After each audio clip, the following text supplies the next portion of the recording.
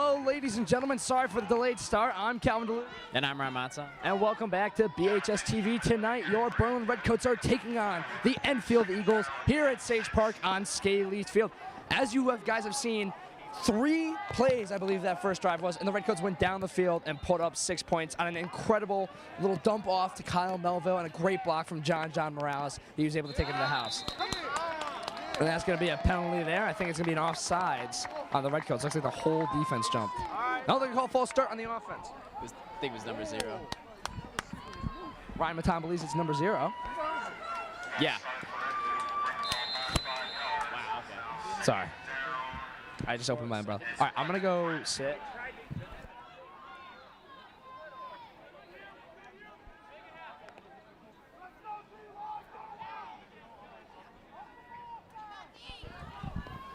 Second and long now. It's going to be a quarterback keeper on the read option, and a big hole he's got here.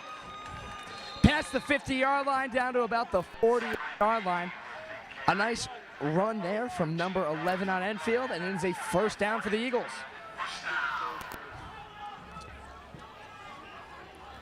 So after a decent gain and a penalty, the Eagles get a nice pickup on second and long and move those chains. Here's a handoff to the running back. Some nice running with the football there. He'll get about 5 or 6, and it's going to be second down. So this Eagles team, they're 4-0 on the season. They have not played in 15 days, however, with the Redcoats coming off of a bye week, we're able to get some extra rest and recuperation, heal those bodies up for an important matchup here against the undefeated Enfield Eagles. The Redcoats defense has been incredibly impressive this year. The most points they've allowed is 14 in their past 4. But this Eagles offense is averaging 34 points a game, so it's going to be a tough matchup, and we're really going to see what this Redcoat defense is capable of tonight. Timeout on the field. We're going to take a quick step away.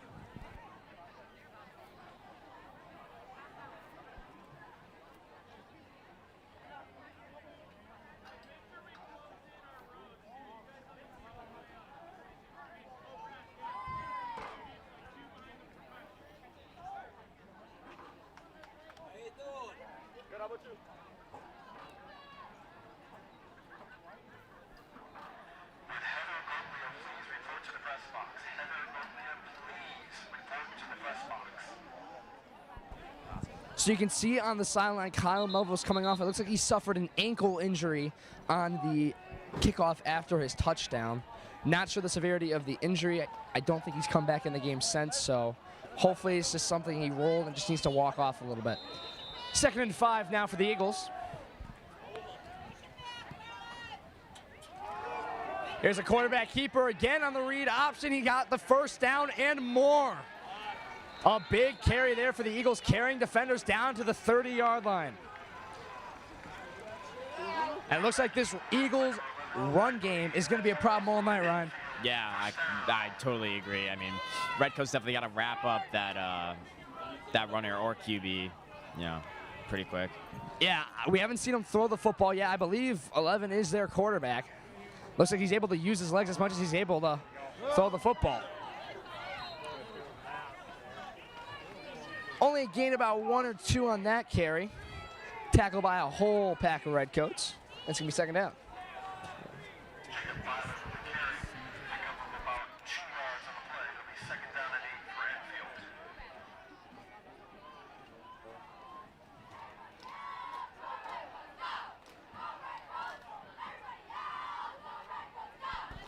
Second and 9 now.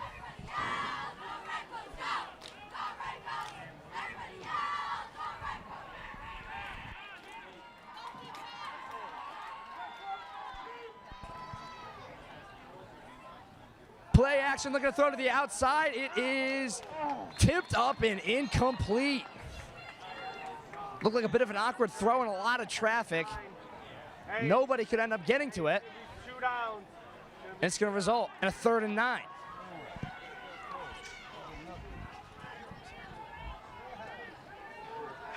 Redcoats make an offensive change. Looks like they're switching to a nickel formation here on 3rd and long.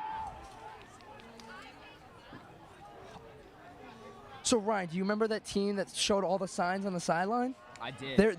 That's the Eagles. Look at they got a pinwheel of some sort. Here's a pass looking to throw under pressure, scrambling out to his left. Able to evade 1 tackle and then brought down hard. Brought down by a whole bunch of Redcoats led by Nicky Ebrahimi. And it's 4th down and 8.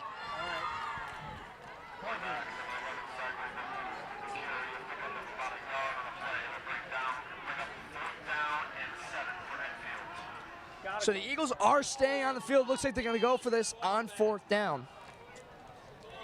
And we're going to see what this Redcoat defense is capable of.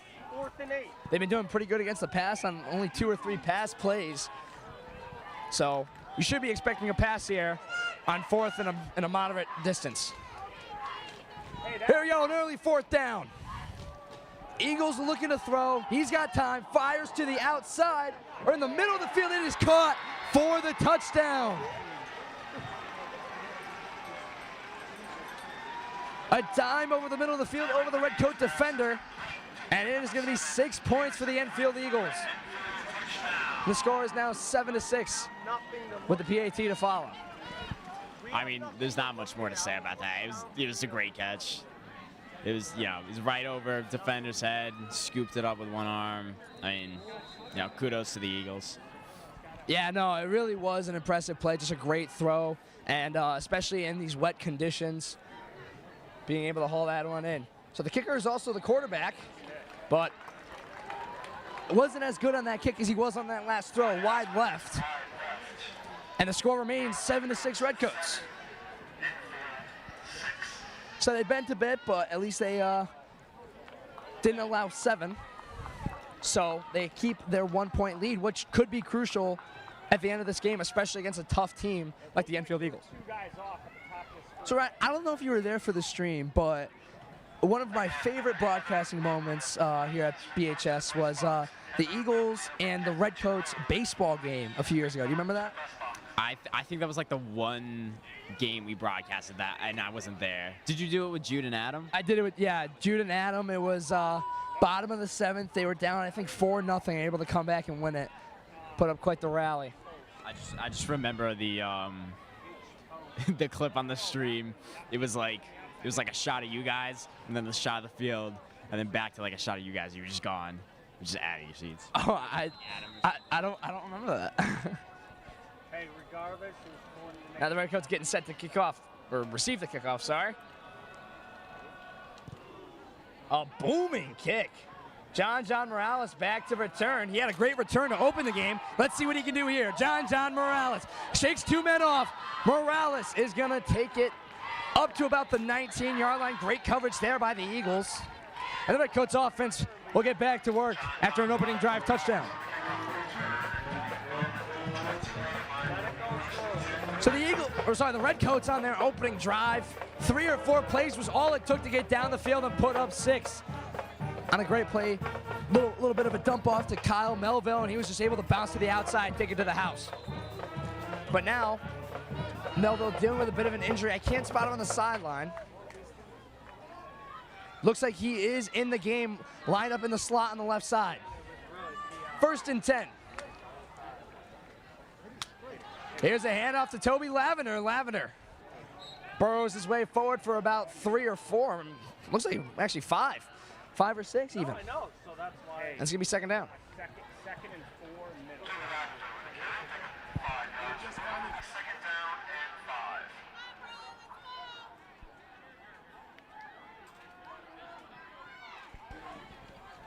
Second and 4 now for the Redcoats.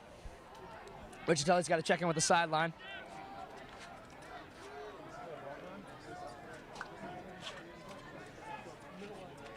Looking to throw to the outside. It's a screen pass to Toby Lavender. Lavender's got room. Toby Lavender down the sideline. Still going. Still going. Lavender to the 40, to the 35, and knocked out of bounds at the Eagle 34-yard line. A great catch and run there from Toby Lavender. 1st down, Redcoats moving those chains. You know, Calvin, you're not that good at commentating. Why is that what you followed with? You could have said a bunch of other things, and that's what you said. D1 hater. 1st and 10 now for the Redcoats after the big catch and run.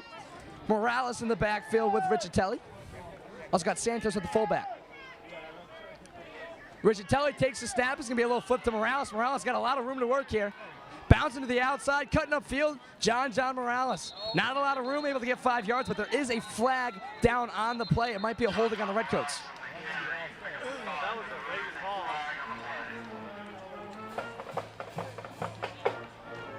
Waiting for the referee's call. You know, we should really get the microphones. I think that'd make life a lot easier. All right, looks like it is a holding on the Redcoats. That's going to back them up 10 yards from, I believe, the spot of the foul. And it's going to still be 1st down. So a pretty good run there from Morales is going to be washed because of the penalty. So we'll back up 10 yards from the initial spot. And it's going to be 1st and 20 now for the Redcoats. Riccitelli standing on the 50. Redcoats line of scrimmage to the 45. Here's a handoff to Toby Lavender. Looks like he slips a bit, but able to keep going.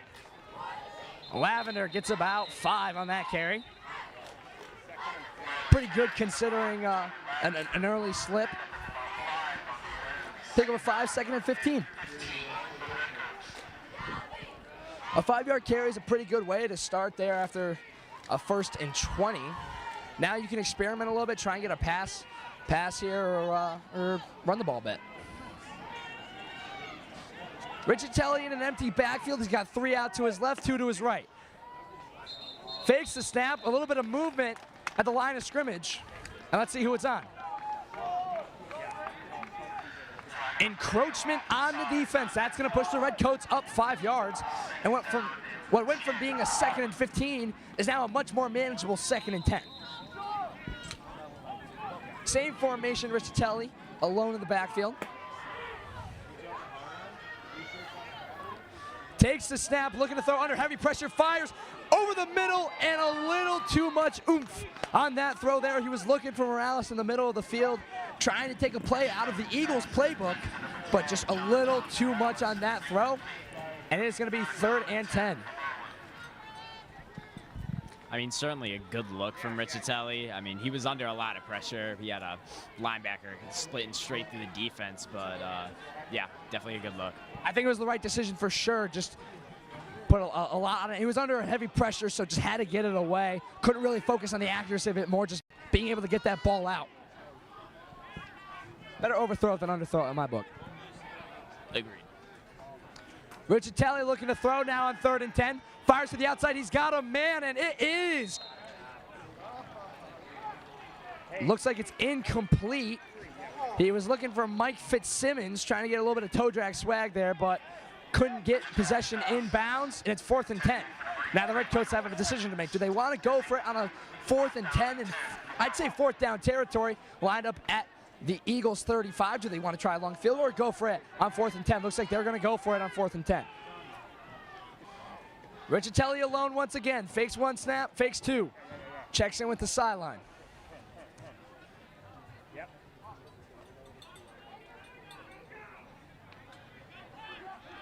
Let's see what this Redcoat offense can come up with on 4th and 10 early in this game. Redcoats up 7-6. Riccitelli motions man across. And whistles fly before the play can even get going. Looks like it's a timeout called by the Eagles. So the Redcoats lead 7-6 here in the first quarter. Redcoats facing a 4th and 10. Let's see what they can come up with after this.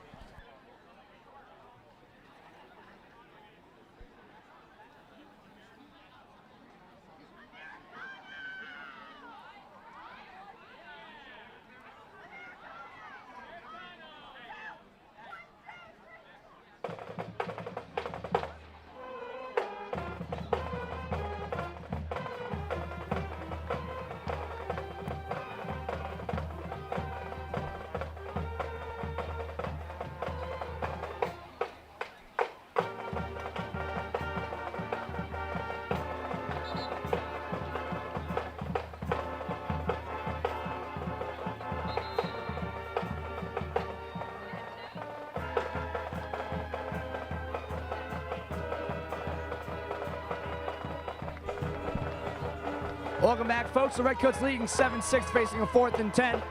Riccitelli lined up in a shotgun formation with 3 out to his right, 3 out to his left, 1 to his right, and Santos with him in the backfield. Riccitelli takes a high snap, looking to throw. Fires to the outside, looking for Fitzsimmons. It is caught for a first down and more. Mike Fitzsimmons past the 15, out of bounds at the 12-yard line. A big 4th down conversion for the Redcoats, and they move the sticks. Great job by Fitzsimmons. Turn it upfield quick and just turn it. Yeah, and it was the same route he was looking for on that 3rd and 10 attempt that Fitzsimmons couldn't haul in, but that's just putting trust in your teammate, being able to come back from a mistake, and he was able to make the catch, avoid the hit, and turn upfield for a little bit of extra yards. Now a 1st and 10 for the Redcoats in the red zone. Riccitelli, high snap, handoff to Santos. Elijah Santos up the middle. Santos will score! Touchdown, Redcoats! Elijah Santos on a nice carry up the middle, shaking off a few defenders, and the Redcoats now extend their lead to 13-6, looking to make it 14-6 with an Eli Rice PAT.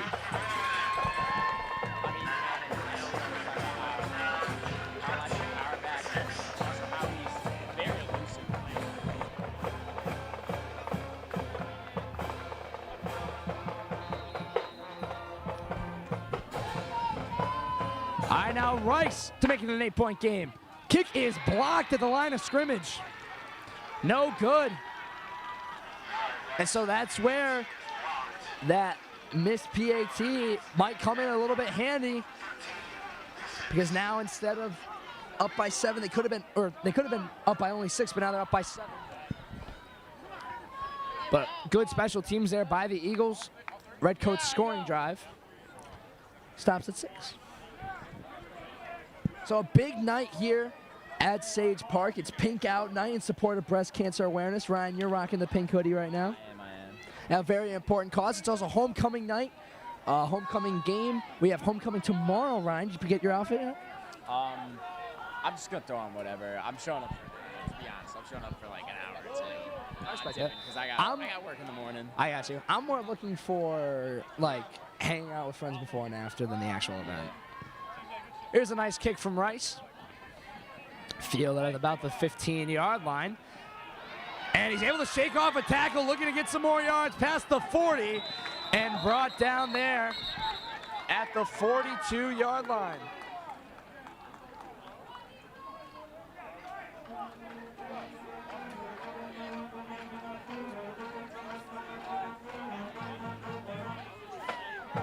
It was number 18, Eli Rice, the kicker, on the tackle there.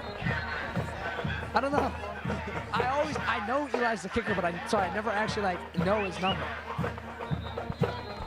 But a great tackle there by Rice, wrapping him up, taking him down. after a great return there from the Eagles, whose special teams has proven to look really good tonight so far. With 2 solid returns and a blocked PAT. 1st and 10 now for the Eagles, starting with great field position at their own 42-yard line.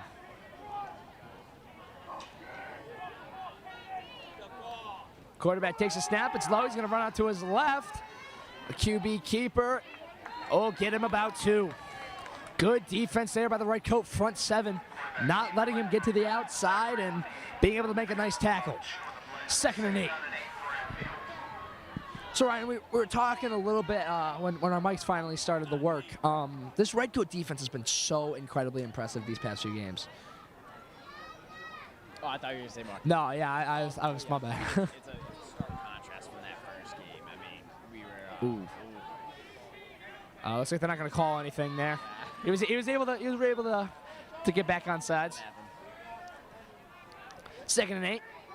Here's a handoff to the running back. He's got a nice hole. Ooh, a huge hit and tackle there by number 30, Mason DeMoro. Great play there by DeMoro. Not letting him get any more yards than he got, and it's going to be 3rd and 1, about a 7-yard carry. And that's something I feel like we don't see a lot of in high school football. I mean, you see them on Instagram, like really big hits. Like you see them on Instagram all the time, like the high school and college. But I mean, during these games, you don't really see them. Yeah, but that was a big hit. DeMoro been playing football for I can't even count, and he knows how to tackle. Oh, a quick play there by the Eagles. Number 5 went under center, and a QB sneak is successful on picking up the 1st down. A little bit of trickery from the Enfield sideline, and the chains will move.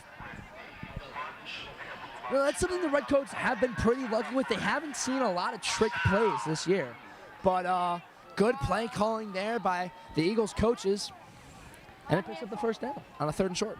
I think they switched. They didn't have the wheel the last. Yeah, they switched their signs. Because originally it was just like 3 or 4 signs, and I remember the Seahawks. Yeah. Well, the Seahawks were on them. Yeah, but They just swapped them around. yeah, now it's like a pinwheel. It's probably like, It look probably at the top. I can't even tell like what they are. Like it looks like an eggplant. Read option here. Nice carry up to about the 40-yard line. That's going to be 2nd down and 4.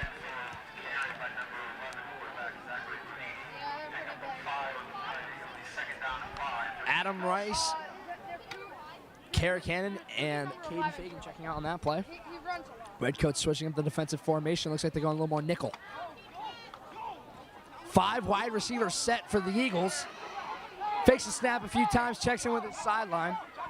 They're showing up the pinwheels. Looking empty ketchup bottle and I can't even tell. from a movie, like a movie scene. I have no idea. Wide receiver handoff on the sweep, and he goes nowhere. Tackled there by Mason DeMoro again, with a little bit of help from Cyrus Revenant.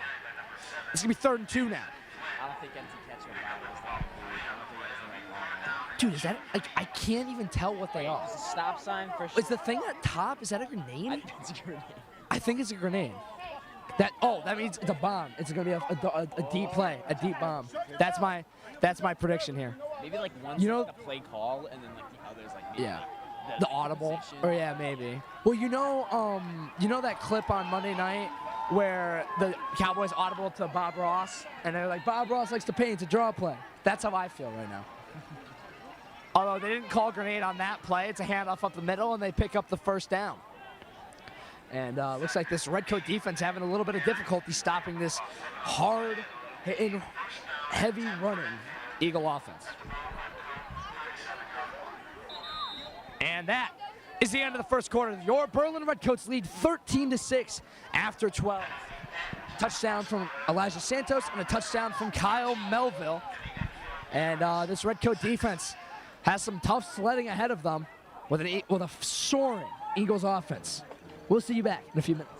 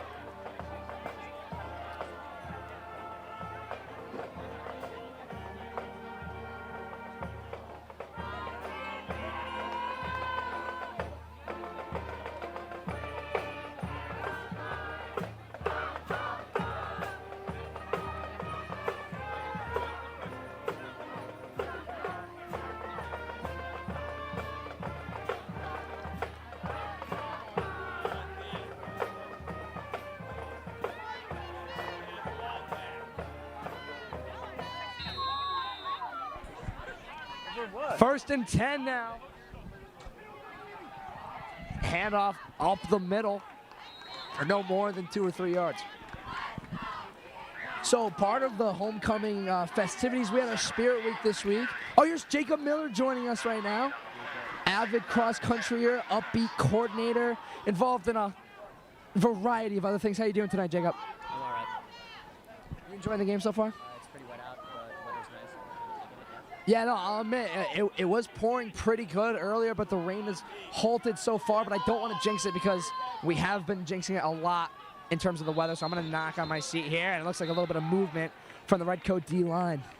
Jacob, what do you know about football? Well, ask me some questions. I bet I can answer them. Okay, do you, like, you? I know you watch a little bit of football. You watch a little bit of NFL. Yes, I do. What's your go-to team? Probably the Eagles because it's my dad's favorite. Who's their starting quarterback?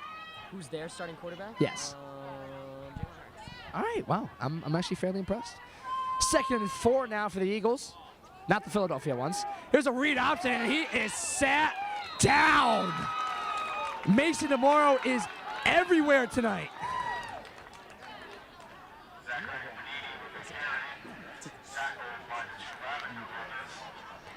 Oh, maybe that wasn't Mason Tomorrow. I think it was Ryan Lavender. Sorry. What are you doing? I don't know, man. You know what I need? We need binoculars. We have not used binoculars to our advantage at all.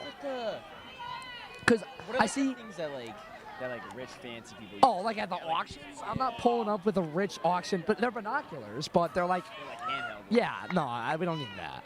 I don't need anything like that. Binoculars are handheld. I feel like they should have binocular glasses. Yeah. That would be dope. 3rd and 5 now after the tackle for loss. Quarterback keeper up the middle, but the play is halted by a false start on the Eagles. That's going to back them up 5 and make it 3rd and 10. So Jacob, I'm not judging you at all. I'm just very curious. What made you come over here? I wanted to say what's up. Oh, I appreciate that. You guys. Love you too, Jacob. So Jacob, you do a little bit of radio club with Ryan and I, Morbid Movies podcast, starting up in a few weeks. Absolutely, I'm excited for it. Yeah, we gotta figure out what movie to do. I gotta figure out if I want to put it on Spotify or not because that costs some money. Can we please watch The Machinist? I want to watch The Machine. Oh no, The Pianist is awful. It is terrible. It is the most slow, boring movie I've ever seen. Also haven't seen Because Taxi I know, all right, Taxi Driver's pretty good. But everyone sees that scene of Adrian Brody walking down the street crying. Only good scene in the movie. 3rd and long now. Quarterback keeper to the outside. Puts his shoulder down, but not much working for him there. The Eagles might be seeing this as 4-down territory considering a run on 3rd and 10. That's going to make it about 4th and 7 now. And now let's see if they bring out the field goal unit. They still got last. So. That's true. I think they're staying out. It doesn't look like any changes have been made in terms of personnel.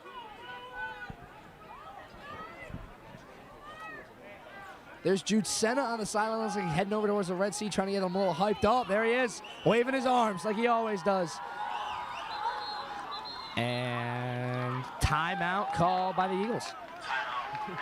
And it looks like Kyle Melville super hyped about forcing them to call a timeout there. But yeah, as we were talking about a little bit, part of the homecoming festivities, we had our Spirit Week this week. Monday was Pajama Day. Pajama Day, yep. Although it was also college fair, so I couldn't really get all pajamaed up. Yeah, I wore a onesie. I took that off immediately. Yeah. Tuesday was that Pink Day or? No. Tuesday. Oh, Barbecue Dad and Soccer Mom, yeah. Wednesday was Pink Out. Thursday was Decades Day. Freshmen were 70s, sophomores were 80s, juniors were 90s, and then seniors were early 2000s, which I don't really know what to do with early 2000s other than dress like Jesse Pinkman. Drew had a very good outfit. He looked like George Michael. Yeah. Oh, dude, my neck just cracked. But yeah, and then today was Color Wars, seniors rocking the black. Won the pep rally. Oh, dude, we swept the pep rally. I'm gonna be real. If it wasn't for the stupid The sweet potato, it's not a terrible concept. I have to admit, it looks really hard to sweep a potato. 4th and long, looking to throw under pressure, gets it away, one-on-one, and Demora with great coverage overthrows it, incomplete.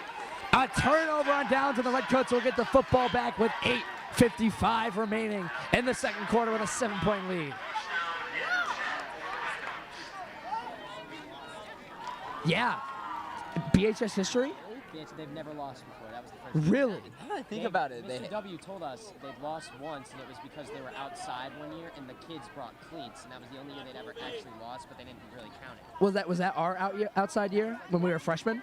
Oh. I think about when we were freshmen. Or at least since W has been there, he's never lost. Wow, that's pretty impressive, I have to say. Now that I think about it, like, I mean, W's been there like 7-8 years. Like, even if it's not first time ever, like, that's pretty darn impressive. Shotgun formation, high snap, handoff to Elijah Santos. Already has a touchdown on the night. 5-yard carry there from Elijah Santos, nicknamed Yaya. 2nd and 5.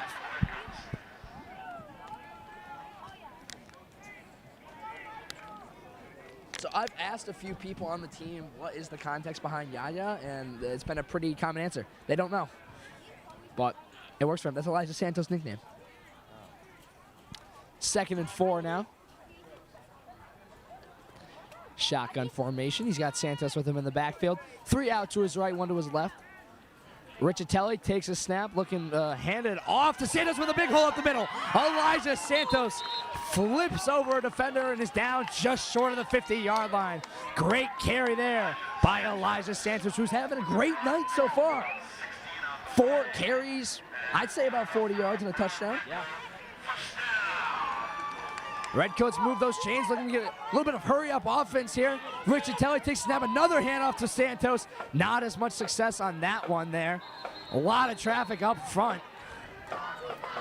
Only about a 1-yard carry. And it's going to be 2nd down, and he actually got about 2 or 3 there. Let's go on 2nd down and 8. Also, talking about the pep rally, we had musical chairs. It was me, the GOAT, Drew Bassett, Ryan Markey, and Mrs. Aventa in 2 chairs left. And I was able to take the chair out underneath Miss Aventa, which is technically illegal, but we technically won.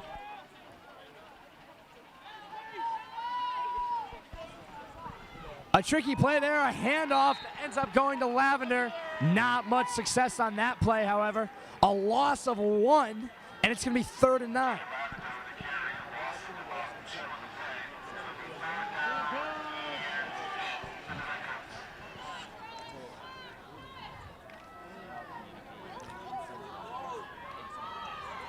Third down and 8. Fakes 1 snap. Riccitelli checks in with his sideline. Synchronized head turn there from the Redcoats special teams. Skill positions. Change at the line of scrimmage. 6:30 and ticking in the half. Redcoats up 13-6, facing a 3rd and decent amount of yardage. Lavender motions across, looking to throw, rolling out to his right. Riccitelli steps up, trying to get some room, fires it, and it is complete to Toby Lavender. Under heavy pressure, able to get it away in traffic and find Lavender. Not enough for the 1st down, but it makes it a much more manageable 4th and 1. And now the Redcoats have to decide, do they want to go for it just past the 50-yard line, or do they want to punt it away and pin the Eagles back deep? Yeah, we go.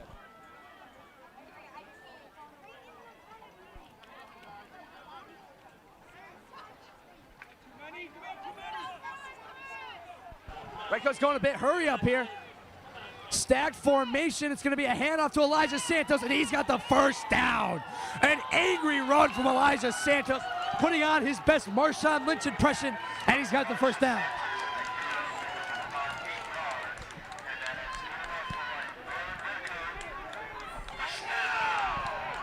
I would really like.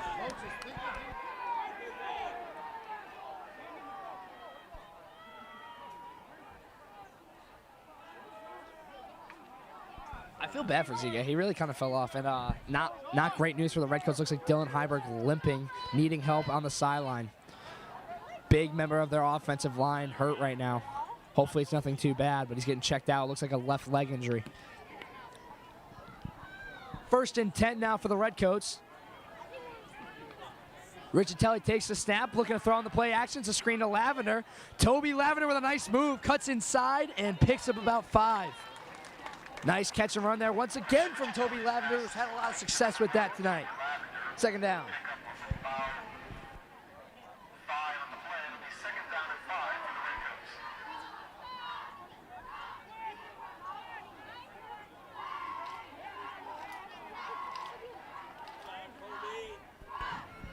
2nd and 5. Riccitelli looking to hand it off to, it's Toby Lavender. Lavender puts his shoulder down, halts the defender, and picks up a decent amount of yardage. He will move those chains, a Redcoat first down, and this run game has been unstoppable tonight.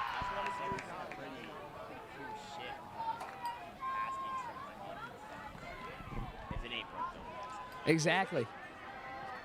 I'm not going to say who came up with that term. I was thinking the same thing. 1st and 10, handoff to Lavender. Toby Lavender cuts inside. Lavender, nothing but green grass ahead of him and wrapped up by his ankles. He had a bit of a window up the middle, but got caved in on the outside. Wrapped up by 2 Eagle defenders, but he's able to make it 1st and goal from the 4-yard line. Good carry there by Toby Lavender, having a good night right now. Riccitelli in the backfield with Santos and Lavender. 2 wide receivers set. High snap, handoff to Lavender, and Lavender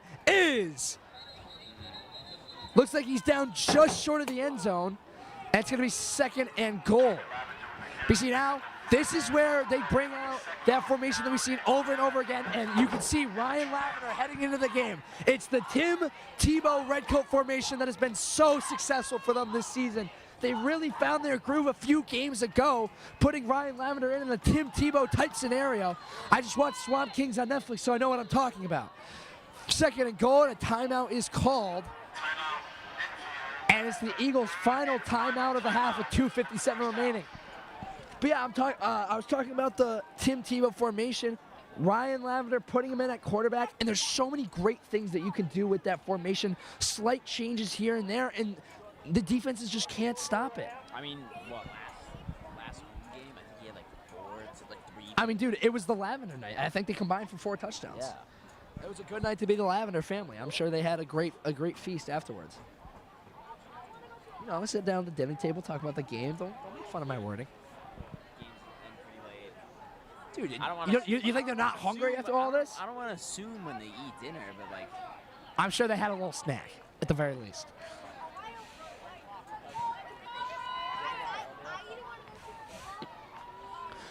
Coming up, we have the BHS Band halftime performance. We didn't get to see them last week because of the rain, but they're here tonight. And also, homecoming court announced for all 4 grades. 2nd and goal. Ryan Tebow in. He'll keep it himself, and Lavender. All right, that may be our fault. We were talking about how unstoppable it was, and just stuffed up the gut, but I'm sure teams have been taking notes on film, just seeing this over and over again. But like I said, what's so great about this formation is there's so many different things that you can do with it. I mean, you're running to the right, instead of hitting one gap, you bounce to the outside. Maybe instead of running to the right, you run to the left. Instead of running it at all, you try and do a little run up, toss it over the top to one of your tight ends. So many different things you can do with this formation. They're going to stay in it here. And flags will fly. That will not help the Redcoats here. False start on the offense.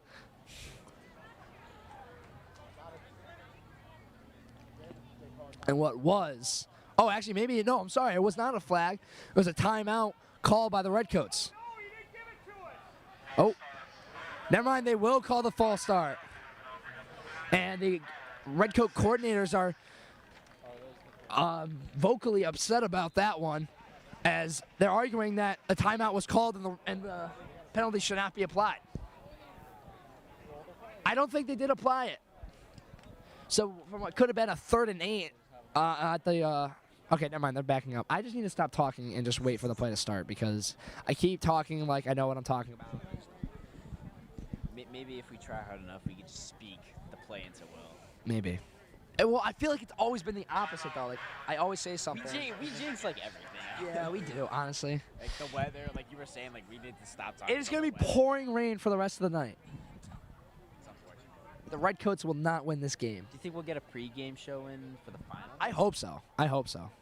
That'd be nice. I think that's like, I actually think, I really want to make like, I don't know if Jack showed you or not, but there was like one high school that did it, and they made like a whole like college game day. Like that's great, up, like, yeah. like, exactly, that's what I'm saying. That'd be amazing. They had like the 2 teams' helmets. What would our sponsor be? I I don't know. Good news for the Redcoats. You got Dylan Heiberg jogging around on the sideline trying to get that leg warmed up. And he's getting his helmet back on. Looks like he's about to get ready to go back in the game. Not on this play, though. 3rd and goal. Lavender's still in. 3rd and goal from the 6. It's a handoff, but now Lavender's looking to throw. Toby Lavender running around. Not a lot of room. Cuts upfield. Toby Lavender spins. No signal yet, and now he's going to be marked down at the 1-yard line. Some trickery there from the Redcoats, and just so much creativity with that formation. Lavender handed it off to his older brother, and Toby Lavender was looking to throw. You've seen him play quarterback before. You've seen him use his arm in trick plays before, and now on 4th and goal from the 1-yard line. Stack formation, Riccitelli's in there. Riccitelli on the QB sneak. Fumble on the play. Ball was on the ground. We don't know who recovered it. If it was recovered in the end zone, it may be a touchback for the Eagles. I don't think the ball is able to be advanced off a fumble. So it's either going to be down at the 1-yard line, Eagles football, or it's going to be a touchback, and they'll start the drive at the 20. It looks like Eagle football, no touchdown, but they are down at the 1-yard line.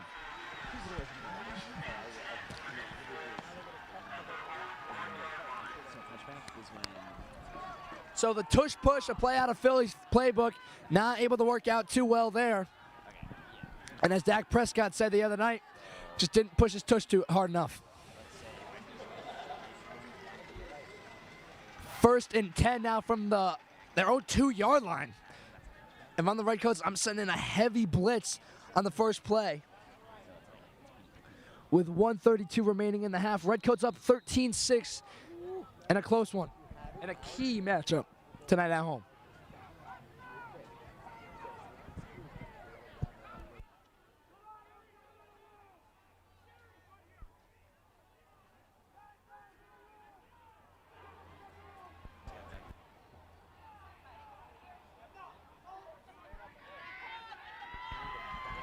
Here's a handoff. Just trying to get a little bit of space here. 5-yard carry. And not a lot of urgency in this Enfield offense. They might just be playing for the half.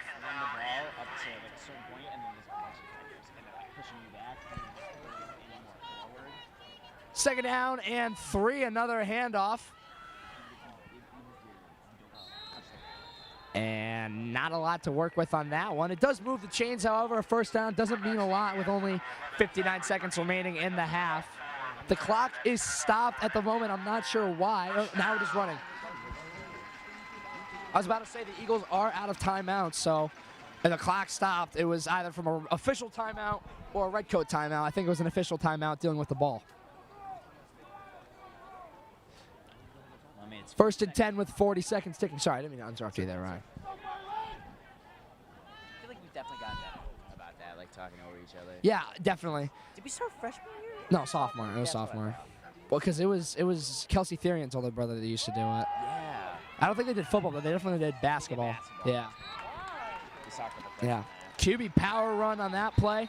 Runs up the middle, bounces it out to the outside, picks up a first down, and now some whistles go. I think there might be a bit of an altercation there between some of the players. Revenant getting into some scuffling, but nothing huge.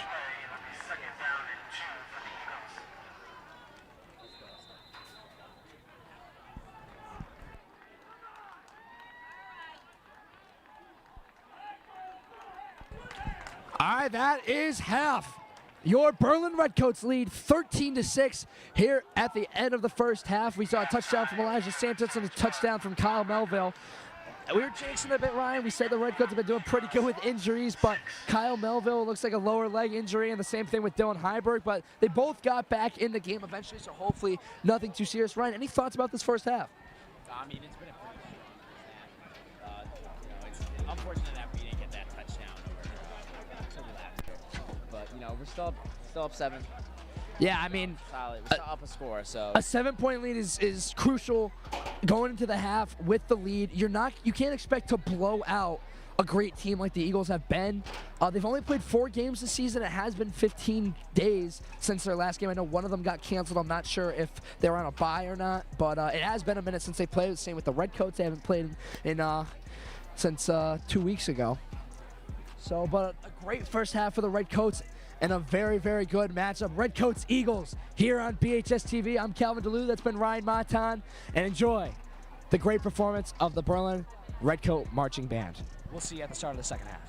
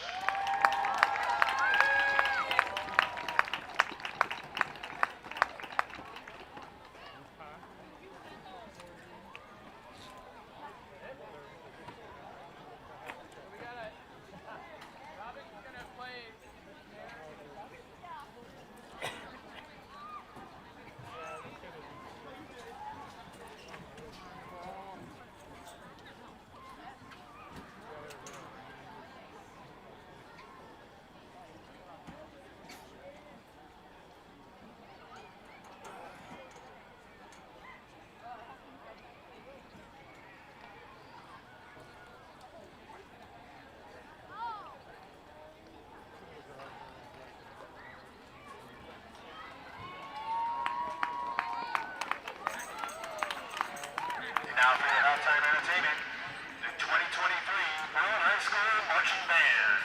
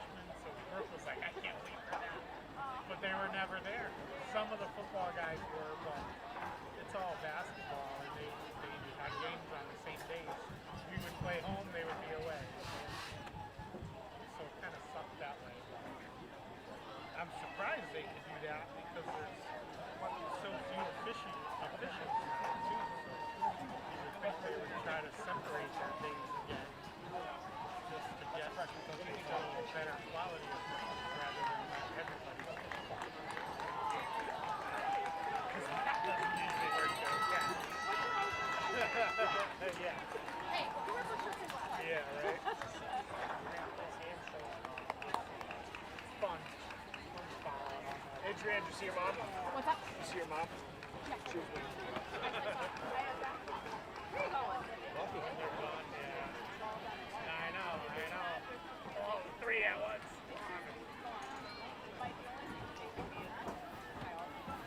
Yeah.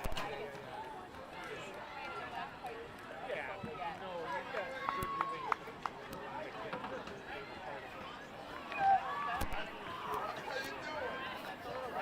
Yeah, now it has no blood in the game.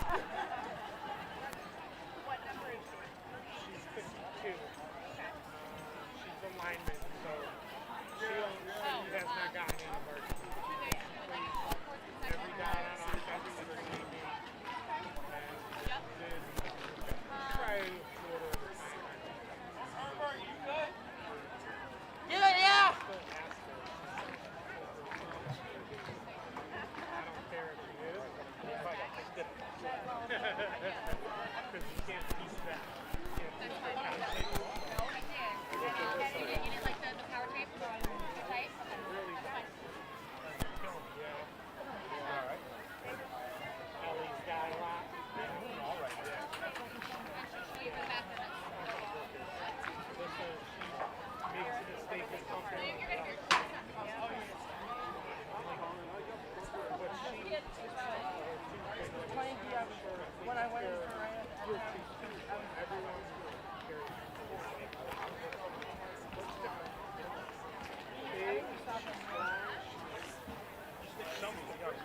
very big, strong, something. Yeah, take care.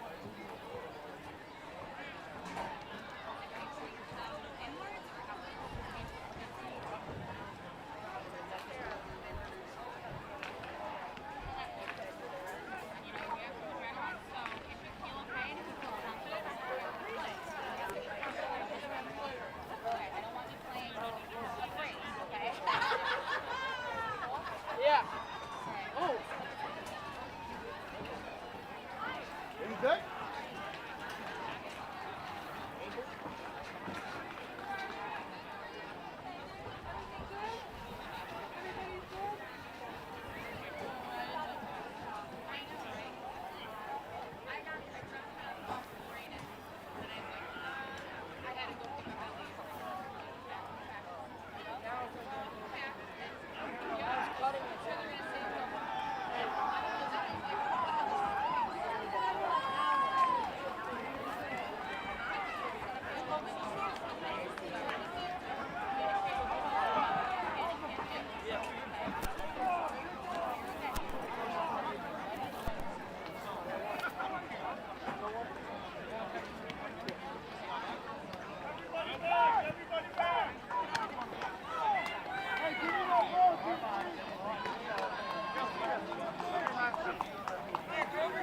Kicking off ball number 18, Eli Rice.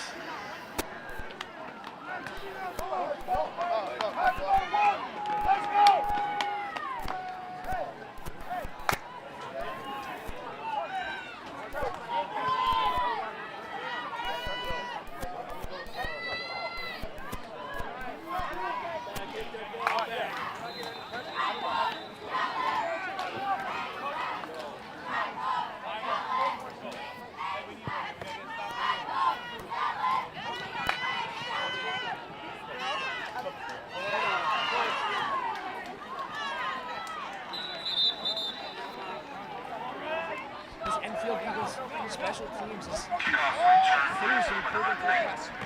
I can't add much to that. I was walking up the stands the whole time. First down and You know, like that Family Guy cutaway where Peter's like at the baseball game and then gets up and he starts walking up the stairs and like everyone's going wild. As soon as he turns around, it's dead silence. And he turns around again. How do you get? I feel like I can think of it, but I can't. Do you know like the one? I think it was like I don't remember the setup for it, but well, it was just a cutaway. Do you remember the one where he's like sitting behind a giraffe at like a hockey game or like a baseball game or something? Play action, looking to throw a ball off his left, under pressure, able to escape one sack, and then knocked out of bounds by Dylan Hyberg. Good coverage there by the Redcoats. And it'll go down as a 1.5 yard gain. First on the bound by number 10. Ryan Lavender picked up a 2 on the play. Second down and 8 for the Eagles. So Ryan, what is the key to stopping this Enfield offense on Sunday? I mean, we haven't seen a lot of passes, and obviously we know it's a very run-heavy offense. So really just wrapping up the running back and Penalty flag on the play, offside by the Redcoats. Bring the ball to the Redcoat 48-yard line on the second down and 3.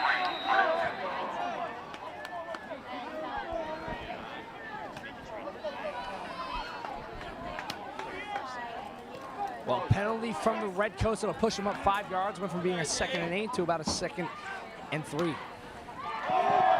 Read option here. And that is enough to pick up the first down. You're saying stop this run game. And the Redcoats have not been able to do that very well so far. Not a lot of big plays in tonight's game. Obviously, their touchdown was a pretty great play on a 4th and 1, throwing it over the middle for about a 30-yard touchdown. But not a lot of huge plays, just a lot of run and chug, you know? Working their way down the field one play at a time, not trying to get all the yards in 3 or 4 plays. Now Enfield needs to check the pinwheel.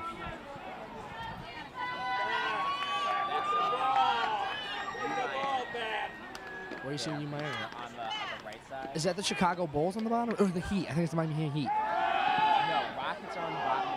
Oh, it is caught over the middle, a 15-yard catch and run from number 7. It's going to be a first down, and this Eagles offense is just driving right down the field on the Redcoats to open the half. Whatever they adjusted at halftime has been working.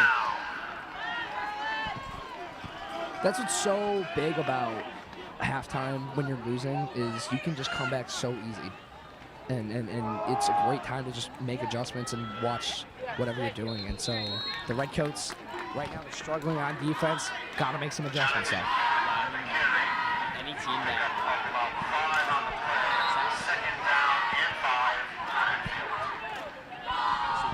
keep that same energy going into the second. Definitely, yeah. You know, you all sitting there just listening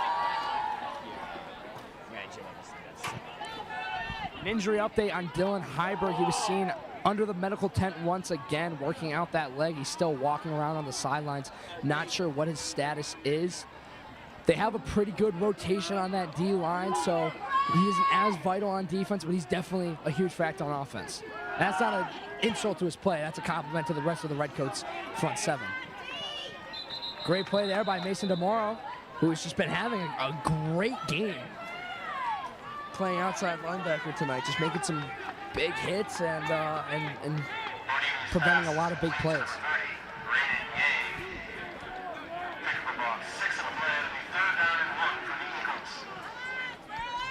Third and 1. Shotgun formation. Quick read option actually tricked me there. I'm just going to stop talking.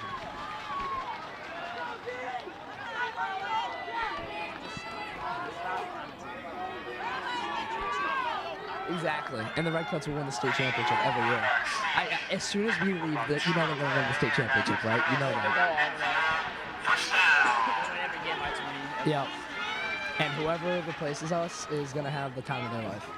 And they're going to go on to be the next Al Michaels, and I'm going to be working at minor league low A ball. 1st and 10 now in the red zone. Takes a snap, looking to throw, fires over the middle, and is almost intercepted by John Morales, just a little bit out of his reach there. It's going to be 2nd and 10. I don't really know what he was looking at. I think the ball slipped or just overthrew it because no receiver was in the vicinity. I mean, it was good coverage.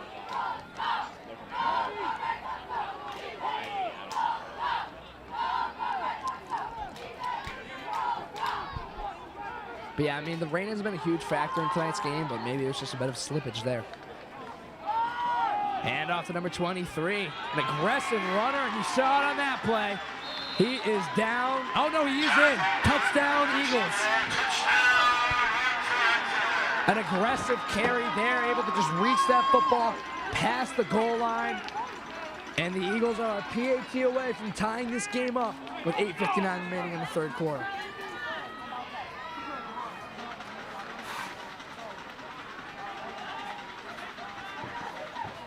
You guys care if we win? No. All act like we lost. It's a tie game.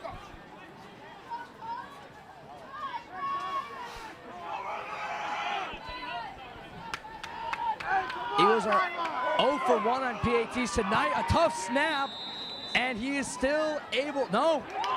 Wide right, 0 for 2 on the night. Oh, short. Wow. Yeah, no, just a bad hold there. I don't know if there was an issue with the snap or just couldn't plant it well enough. But the Eagles have to settle for 6 once again. And the score remains 13-12.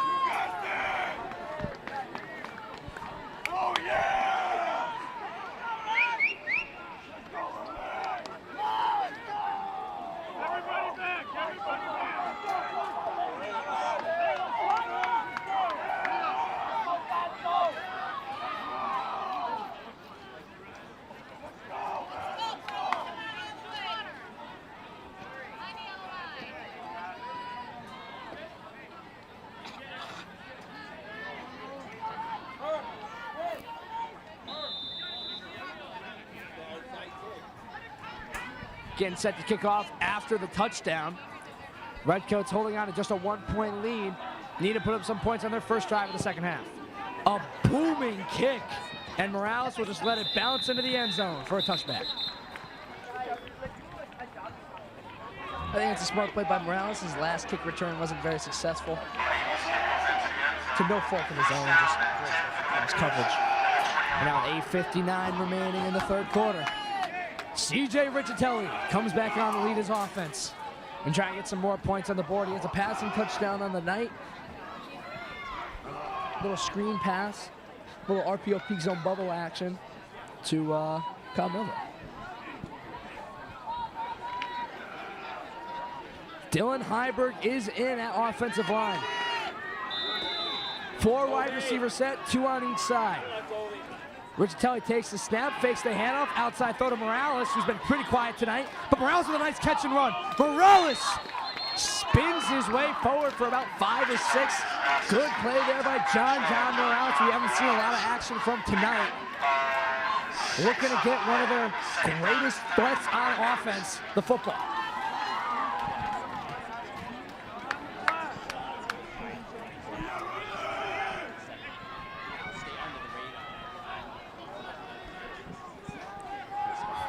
Exactly. I mean, we saw Melville on that first drive, but ever since that ankle injury, he's been pretty quiet. But a lot of Lavender, a lot of his brother, and a lot. You've seen Fitzsimmons get in there a bit too. High snap, and oh, he is destroyed on that play. An incomplete pass. He was able to get the ball off, but Riccitelli was just clobbered. A huge hit there from the Enfield Eagles. And if I'm the Redcoats, I'm checking with my quarterback. He seems to be okay, though.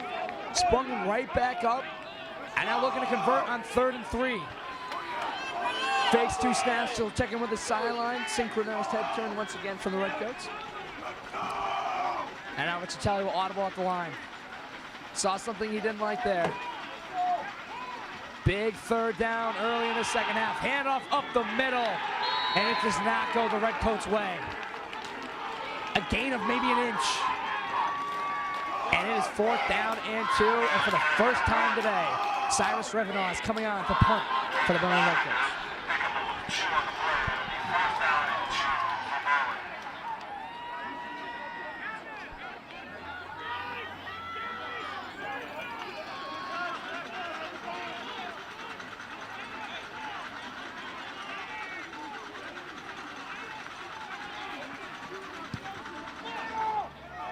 Revenaugh with a great punt, fielded and fair caught at the 38-yard line of the Eagles. I mean, if you're looking at that, that's like a 50-yard line. So he punted it from like the 20, and it went to the 50. That's 30, and it got to, so it's like a 40-yard punt. That's pretty good. So I was only like 10 off. But yeah, no, great punt there from Cyrus Revenant. I might see it sometime. Was it Alabama? I forgot which college it was. I don't watch college football at all. I'm not helpful. It was the punt, and then he like faked it, like he called like a fair catch, like he caught it. Oh yeah, teams do that all the time. Yeah. Well, I know, playing with the fair catch is something not like teams don't do very often, but when they do, it has proven to work. I mean, I know the Seahawks pulled it off in 2015. They had Lockett on one side of the field, act like he's catching the fair catch, and Richard Sherman's on the exact opposite side of the field, and he's the one with the football, and they didn't even realize, and they got a great return out. You don't see a lot of special teams trickery in high school football. Pocket collapses, and he just sacks himself pretty much. Good pressure there by the Redcoats quarterback. I don't even think he was hit. He just kind of taking a play out of Brady's book with the tuck rule and just goes down. All right, what else? So I think it's the Houston Rockets. It's Is that the Grizzlies? I don't know. It's like a rival. That's the Miami. It looks like Skittles or Airheads. That's the Miami. That's the. We're seeing very different things. Is that a piano? I think it's the Pistons. You see that bottom left one, the one on the right? Whatever, we're focusing on the wrong thing. Second and long. Oh, yeah. Under pressure again, trying to get out of it, able to get the ball away, but it's incomplete.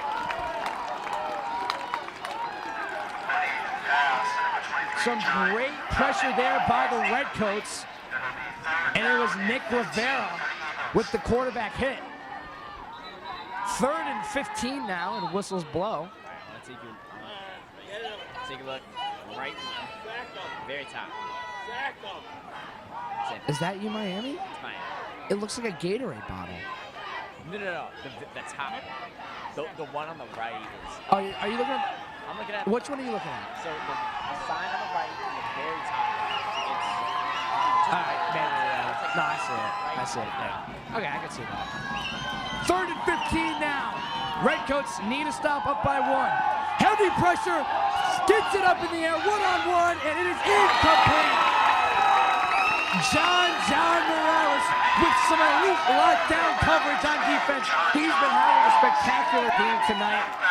The very few times the ball has gone his way, he has just been all over it. 4th and 15, and after a 3-and-out on offense, the Redcoats forced a 3-and-out of their own.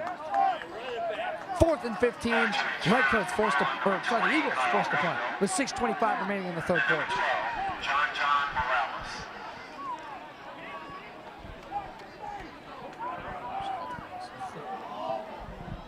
He faked the punt and then actually punted it for real. I wasn't sure what that was about. On the ground, he's going to pick it up and run with it. Kyle Melville. Gained a little bit of extra yardage. 8-yard run there.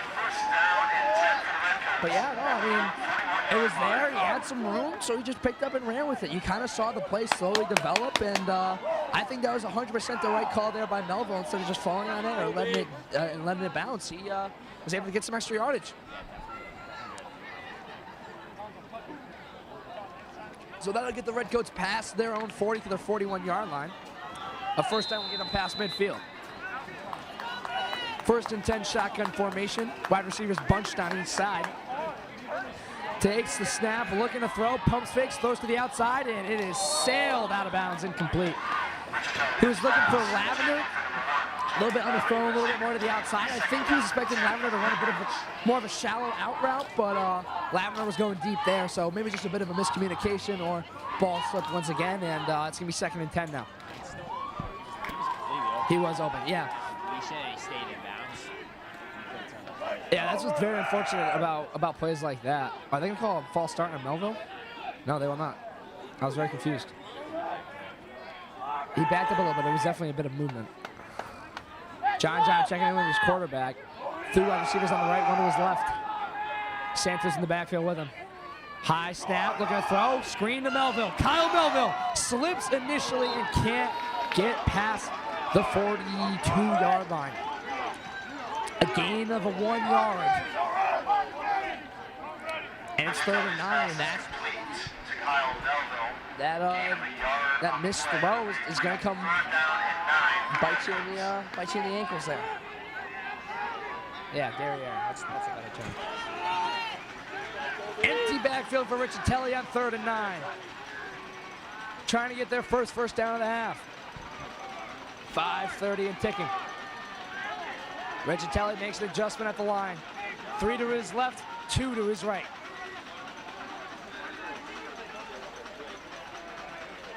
Looks like the Eagles are setting the house. They do. Richatelli under pressure, rolls out to his left. He's going to step up and take off, and he is tripped and tackled down at the 49-yard line. An unfortunate series of events for the Redcoat offense, holding on to a tight 1-point lead, will be forced to punt the football once again and give it back to this dangerous Eagle run game. Like I said, they were showing blitz. They went with the blitz, and it paid off. Richatelli was able to get out to his left, but receivers just weren't able to adjust to the initial pressure and couldn't get open, so he was forced to try and do it himself, just couldn't get it. Another great punt there from Revenant. If they can stop this within the 10, it's rolling. And that's going to be down about the 12-yard line, I'd say. Oh, no, I was off. It's like the 14th, no, 19. But I mean, yeah, 19 yard line. I can't even tell. Yeah.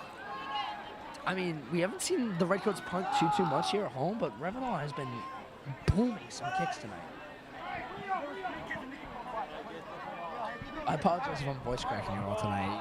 Pep rallies is hype event. You know, you gotta show some love for your sport, show some love for your team, and you know, I'll pay the price later.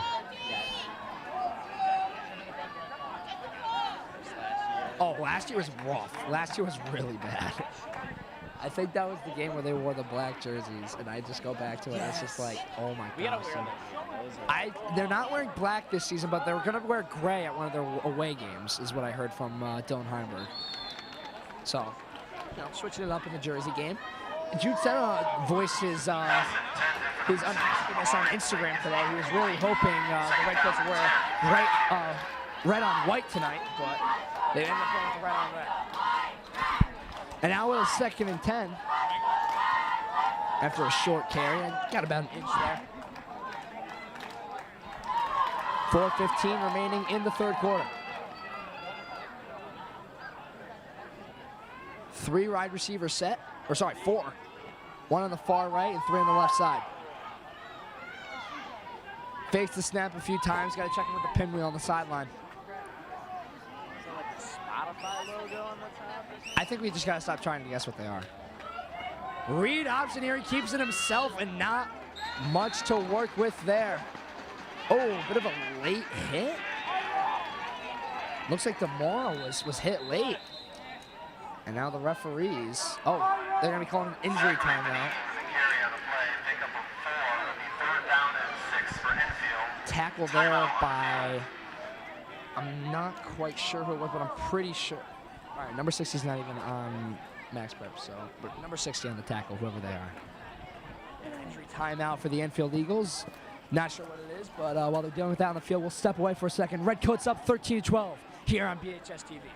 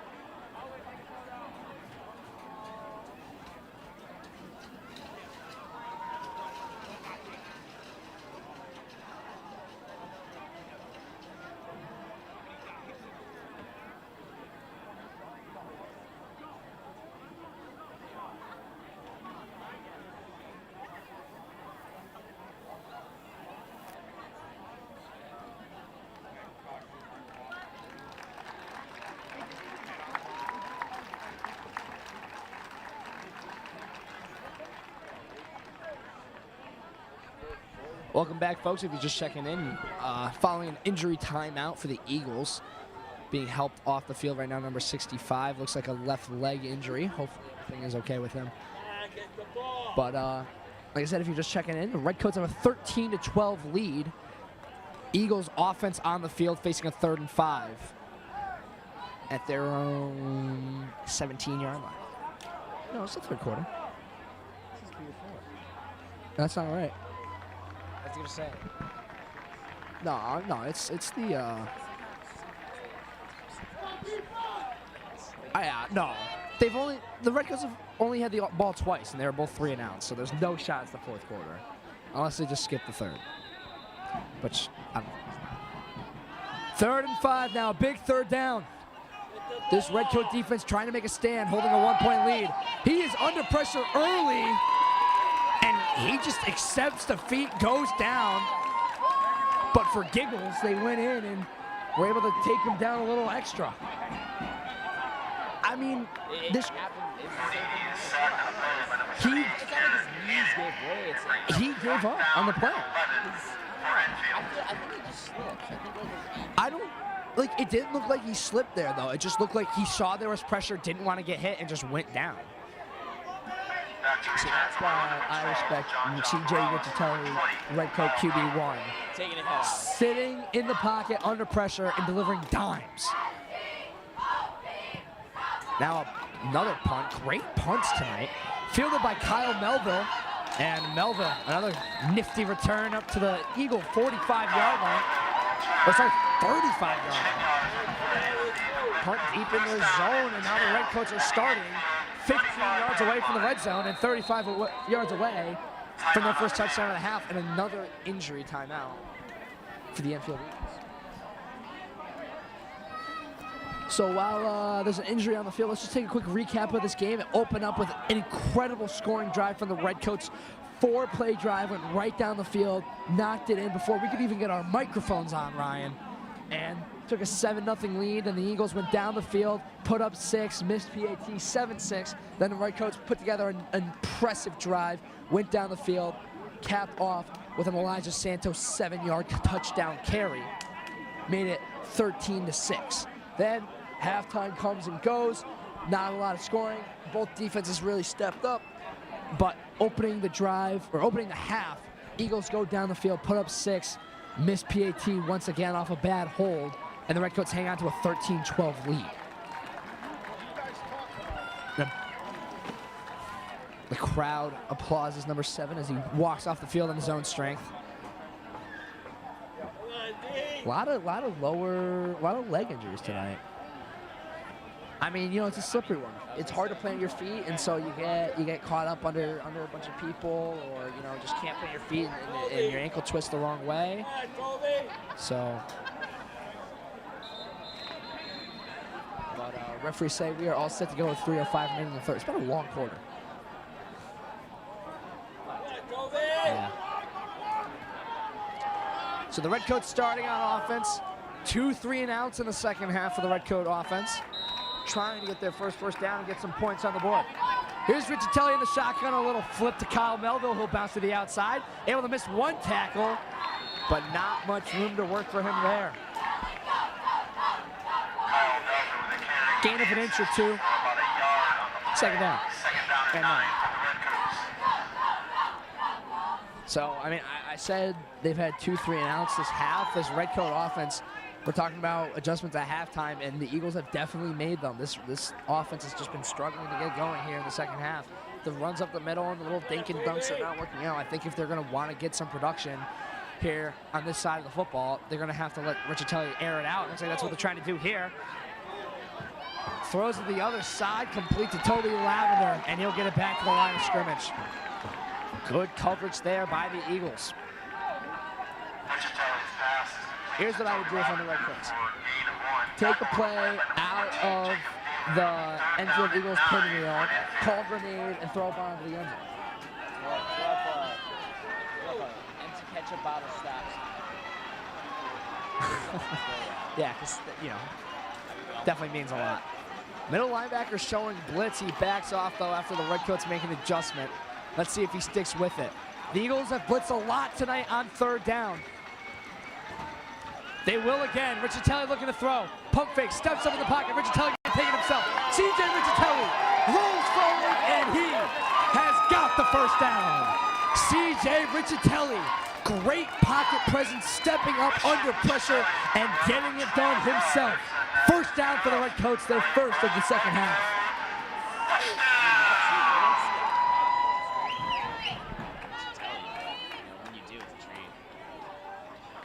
So a little bit of Redcoats Eagles history. The last time these two teams played, it was here at Sage Park in the 2021 football season. We had stars like Jamie Paul-Meese carrying the offense. Berlin won that game 66-27. We were streaming that game too, man. I think that no, it was not. I thought it was the game where you made the famous. I think I was very close to actually not being a pat. Yeah, tough time. One of my favorite clips in my time. In our time, so yeah, this is a shared experience. 2nd and 3 now for Riccitelli in the offense. He's got Lavender and Santos with him in the backfield. Takes a snap. It's going to be a handoff to Elijah Santos, who's been fairly quiet since his touchdown, but a good carry there. Moves the chains and picks up the 1st down. Big shout out to the fans, the parents, the band for still coming out tonight under the wet conditions, and it's paid off. We've been seeing a great game so far. Real close. Close games. No. It's always like one team kind of takes the lead by maybe 6 or 7. And then they just kind of... It just stays. Yeah, exactly. Like both teams score every once in a while, but... Oh, nice carry there by Toby Lavender. Physical run, will get about 3.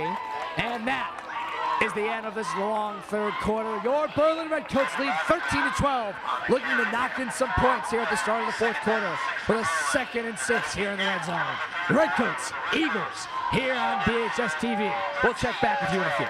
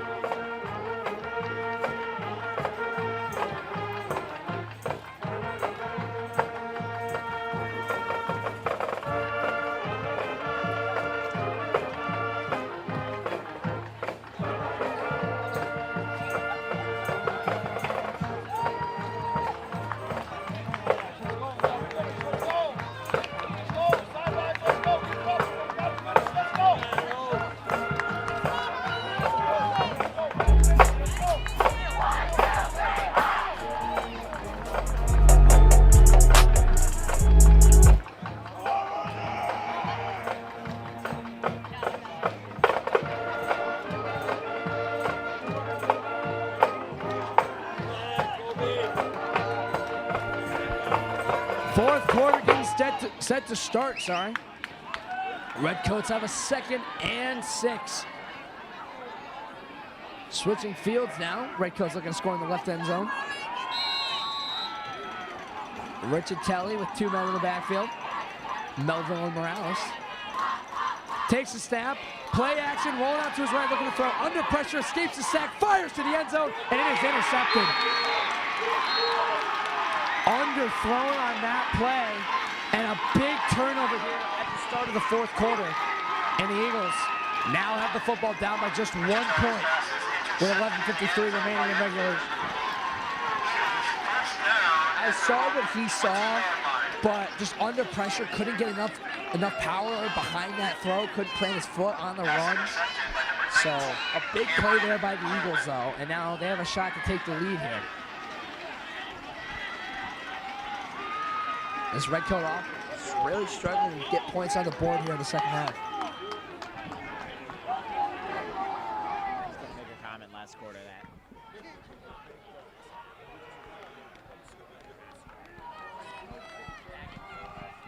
The final's gonna be 42-35. Now that you say that, though, you know that, right? They're gonna put up the most insane 4th quarter. They're gonna let each other score. You know that like Vikings game? It was like Vikings and Titans where they put up like a combined like 30 points in the last like minute 45. Yeah. It was in like 2014. Matt Castle was at quarterback. False start on the play by the Eagles. That'll back them up 5. So what went from a 1st and 10 at their own 20 is now 1st and 15 from their 15. So early penalties like that in a drive could definitely be drive killers. So the Redcoats just need to take advantage of that, getting extra 5 yards of cushion here, trying to get them out here as quickly as possible and get some points on the board. Quarterback takes the snap. It's going to be a read option. We've been seeing a lot of that tonight. He is not hesitant to put his shoulder down in the run game, but as soon as it comes to that pass rush, he goes down quickly. So he's probably just saving his legs for that heavy running attack. He'll pick up, say, 5.5 on that carry, 2nd and 9. 11:30 and ticking remaining in regulation. So I've been seeing a few of these jackets pop up. I don't know if you've, Ryan, but the Redcoats Letterman senior jackets are so nice. I saw a couple pictures of them. They look good. We should get Letterman jackets for broadcasting. I was trying to get We should propose that to Mr. Smith. sick. Handoff there and no room to work. Nicky Ebrahimi leading a whole pack of Redcoats on that one. A loss of 1, and it's 3rd and 11.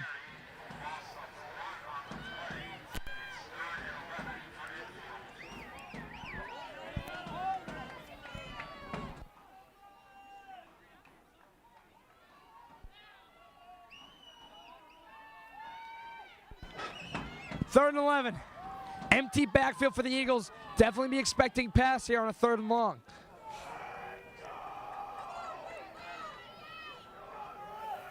Redcoats with no high middle safety here. Just going to rely on some close coverage. Looking to throw on 3rd and long. Heavy pressure. Steps up, rolls out to his right. Looking to throw. Fires across. It's intercepted. Picked off by Toby Lavender. Lavender still going. No, that's Revenaugh. Cyrus Revenaugh in for 6. But a flag flies in the middle of the field. And this touchdown may be a wash. I can't think of anything it would be at that spot in the field other than defensive holding. And if it is, that's going to be a 1st down for the Eagles. They're going to call a hold on the Redcoats. So what was a pick 6 for Cyrus Revenaugh is now, I think, a 1st down for the Eagles, yeah. So an incredibly unfortunate turn of events. Cyrus, I'd like to apologize for getting you mixed up. That was a great play there. Unfortunate that I got called back.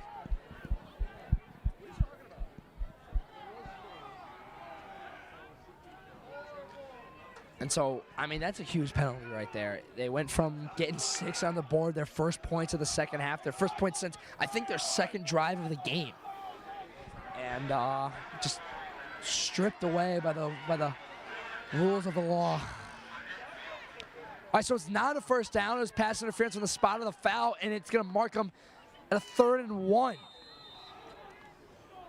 from their own 29-yard line. Big 3rd down here for the Redcoats. Can this front 7 come up clutch and get a stop here? Quarterback keeper, up the middle he goes, and he's got a 1st down. Oh, hold on, the ball may come out. The ball came out, and the Redcoats have it. John Morales with the recovery. He says he has a touchdown. He ran it back all the way. The Eagles are arguing that he was down. Let's see what the officials say about that play. At the very least, I think it's a Redcoat recovery. I think a touchdown may be stretching it. John Morales looks upset.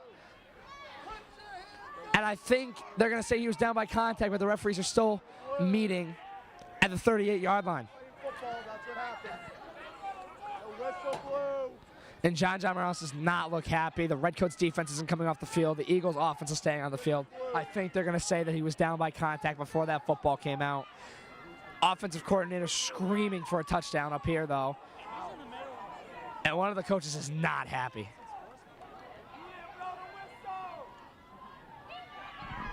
I might pull up the stream real quick and see what happened there.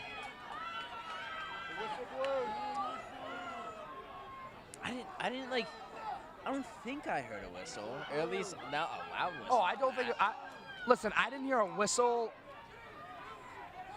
All right, Because he tripped through, so I thought he still had the ball when he came out, when the quarterback came out the other side, but then Morales just took off. oh, that's a touchdown. I'm watching this replay. He got that ball before he was ever on the ground. He ripped it right out of his hands. That is a touchdown. Look at this play right here. He stripped it right out of his hands before he was ever on the ground.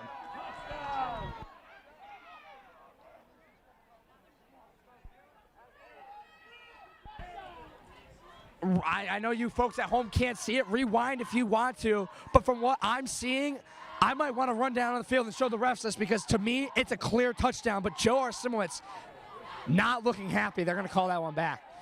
I think that right there is just a lack of technology for the referees. They couldn't see what happened on that play because I'm telling you, on that replay, he ripped it right out of his hands before the runner was ever down, and he took it to the house. That is a touchdown for John Morales. I don't think it's going to go his way, which is incredibly unfortunate because that was an incredible play by him. But this is just a lack of, like I said, a lack of technology. They don't have the ability to watch the replay, so they just have to go based on what they saw, and what they saw was runner was down by contact.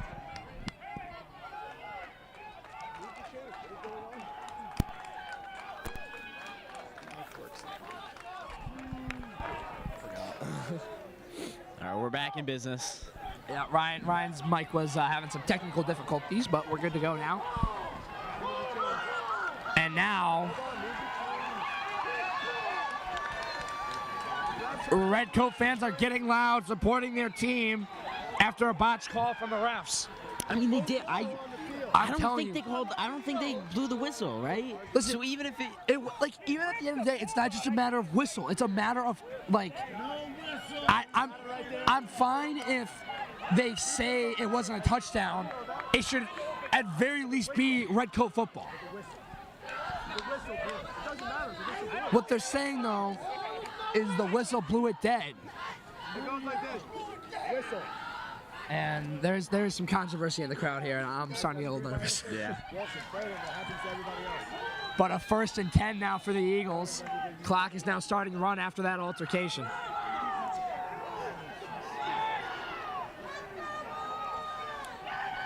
Fake handoff to the wide receiver on the sweep. Quarterback keeper gets 7 or 8. 2nd down. And yeah, this crowd's starting to grow a little rowdy after the mishap. You can't blame them. I mean, that could be like a pivotal moment in the game. If the Redcoats lose that game, that could be the momentum that these Eagles they just got robbed of 6 points from what I saw. Obviously, it's not the greatest angle in the world. You know, the quality off my phone isn't the best. It's an older phone. I mean, if you could see it off your phone, like. But I mean, from what it looked like, Morales got that ball before he was ever on the ground. He never reached down to pick it up. He stripped it right out of his hands. Quarterback looking to throw under pressure, and down he goes. No loss on the play, but it'll go down as a sack.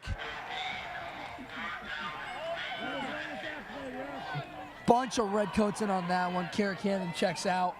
And it's going to be 3rd and 3. Yeah, something to take notice of is most of the big yard runs on the quarterback keepers are up the middle. I mean, the O-line's pretty good at creating a gap for their quarterback to just get a free 5 yards off of, but the outside runs are, you know, not as much. 3rd and 3. He is stuffed. Nowhere to go with that one. A huge stop here for this Redcoat front 7. Looks like Nick Rivera was in on the tackle, but it was a lot of Redcoats in on the action. No gain on the play. 4th and 3, and the Eagles are staying on the field. 4th down and short. Down by 1 with 8 minutes left in regulation. Can the Redcoats get a crucial stop here? Red Sea is getting loud. This might be a quarterback punt. He backed up. He's going to punt it. Quarterback punt. No one back to receive it for the Redcoats, so wherever it bounces is where they'll play it. And a good punt there. It is down at the 1-yard line. If you're going to do a quarterback punt, you can't do it much better than that, folks. But the Redcoats get the football. A huge stop there for that front 7. And I mean, we've been saying it over and over again all season long. This front seven has been so good for the Redcoats. Instead of relying on those big players they had last year, like Richard Bennett and Marcus Kelly Johnson and Michael Mata, they're relying on their rotation. They rotate guys in and out. You're constantly seeing them change. And it's been working out really well, constantly having fresh legs in there. So now, 1st and 10 from the Redcoats' own 1-yard line, stack formation. That's a little flip to Lavender, and Toby Lavender gives the Redcoats a nice cushion here. A gain of 9. And it's going to be 2nd down and 1. I mean, that is huge, considering how this drive started with a 1st and 10 from their own 1. And maybe it wasn't the 1-yard line, so more about the 3, but still an incredible punt. Quick handoff up the middle. He's got the 1st down and more. He is still going.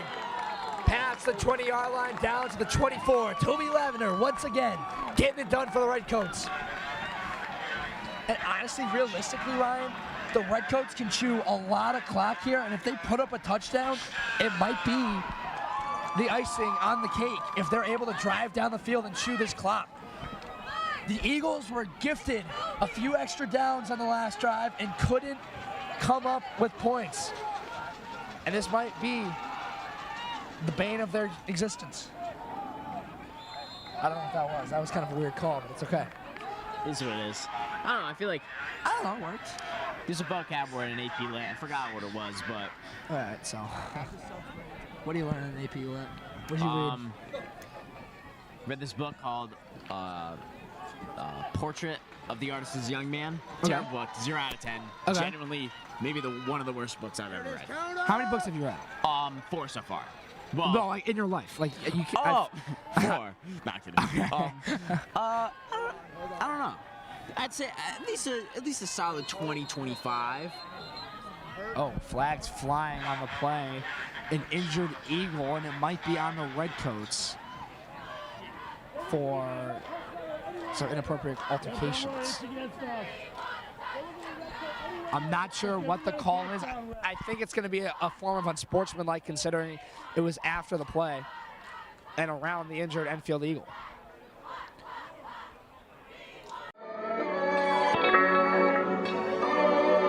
Here's a flip to a lot with not many formations. I'd say they have about 7 or 8 total formations that they run. No, probably more than that, but they are really, really good, especially on that stack formation where you have a lot of guys in there, a lot of your runners. It can go to literally anybody. And you saw they handed it off to Lavender, and then he flipped it to another runner. I think it was Santos, and he was able to get a few yards. So just a little bit of trickery here and there. Because, yeah, you're running the same formation, but they don't know what to expect out of it. Always keeping them on their toes and guessing. So great play calling there by the Redcoat offensive coordinator.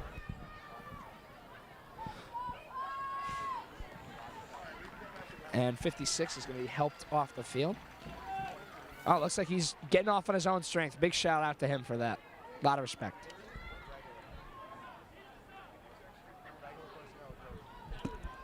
Ryan Alameda, the voice is going.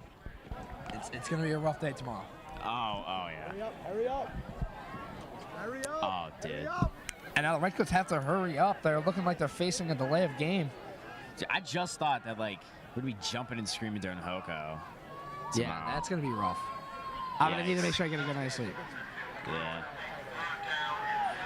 All right, 3rd down and 4 for the Redcoats. Big 3rd down here. They stay in that same stack formation. I remember Jude said they had a name for it, but I'm not sure what it was. A flip to John Morales, and he does not get it done. A gain of 1. And the Redcoats will be forced to punt the football once again. I can't think of a player that's number 36, like, in the NFL. Like, I feel like that might be, like, an obvious answer, but, like, right? 36, like, you think of a 32. 36 probably isn't like a number you see 33. a lot, yeah. I don't know. I just saw one of the linemen was 36. Maybe I can't name you who wears 36 on the Seahawks. I can tell you on the Cowboys. High snap, revving off field. It is blocked. The second Enfield block on the day. The ball is on the ground, and the Eagles have it.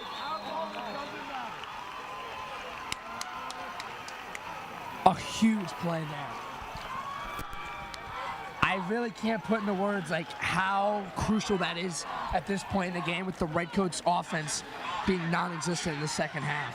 I mean, we were thinking that they were probably going to run that clock down a solid 3-4 minutes, maybe down to the 3-minute mark on that last drive. But I mean, they got stuffed at the line multiple times, and yeah, they're in a pretty shaky spot. Momentum is heavily on the Eagles side there. I would call a timeout here from the Redcoats coach. Just try and get your guys in order and try and slow down the Eagles' momentum because they're coming off a huge play like that, going straight into a 1st and 10 in the red zone already. But this Redcoats defense really needs to step up here. They've been doing it all night. Let's see if they can do it again. 1st and 10 from the 18. Here's a handoff to number 23. Already has a touchdown on the night and an angry run there. Past the 10, I think just short of the 5. And it's going to be 2nd and 2. I don't say 2nd and 1.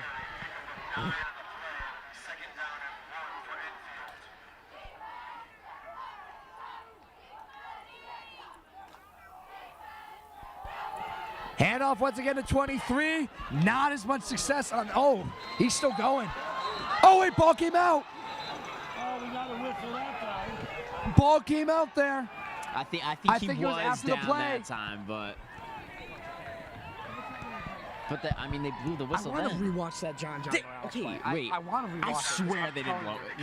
Listen for a whistle, because I swear they didn't blow it. Sure, let's listen back. Quarterback keeper up the middle he goes, and he's got a 1st down. There it is. There's the whistle. Quarterback keeper up the gut, and he is in. Touchdown, Eagles. And for the first time this game, the Burlington Redcoats trail with 4:16 remaining in regulation. So there was a whistle, but it should have been Redcoat football, is my argument. It was Let a me pretty late Let me whistle, see too. when the whistle was, yeah.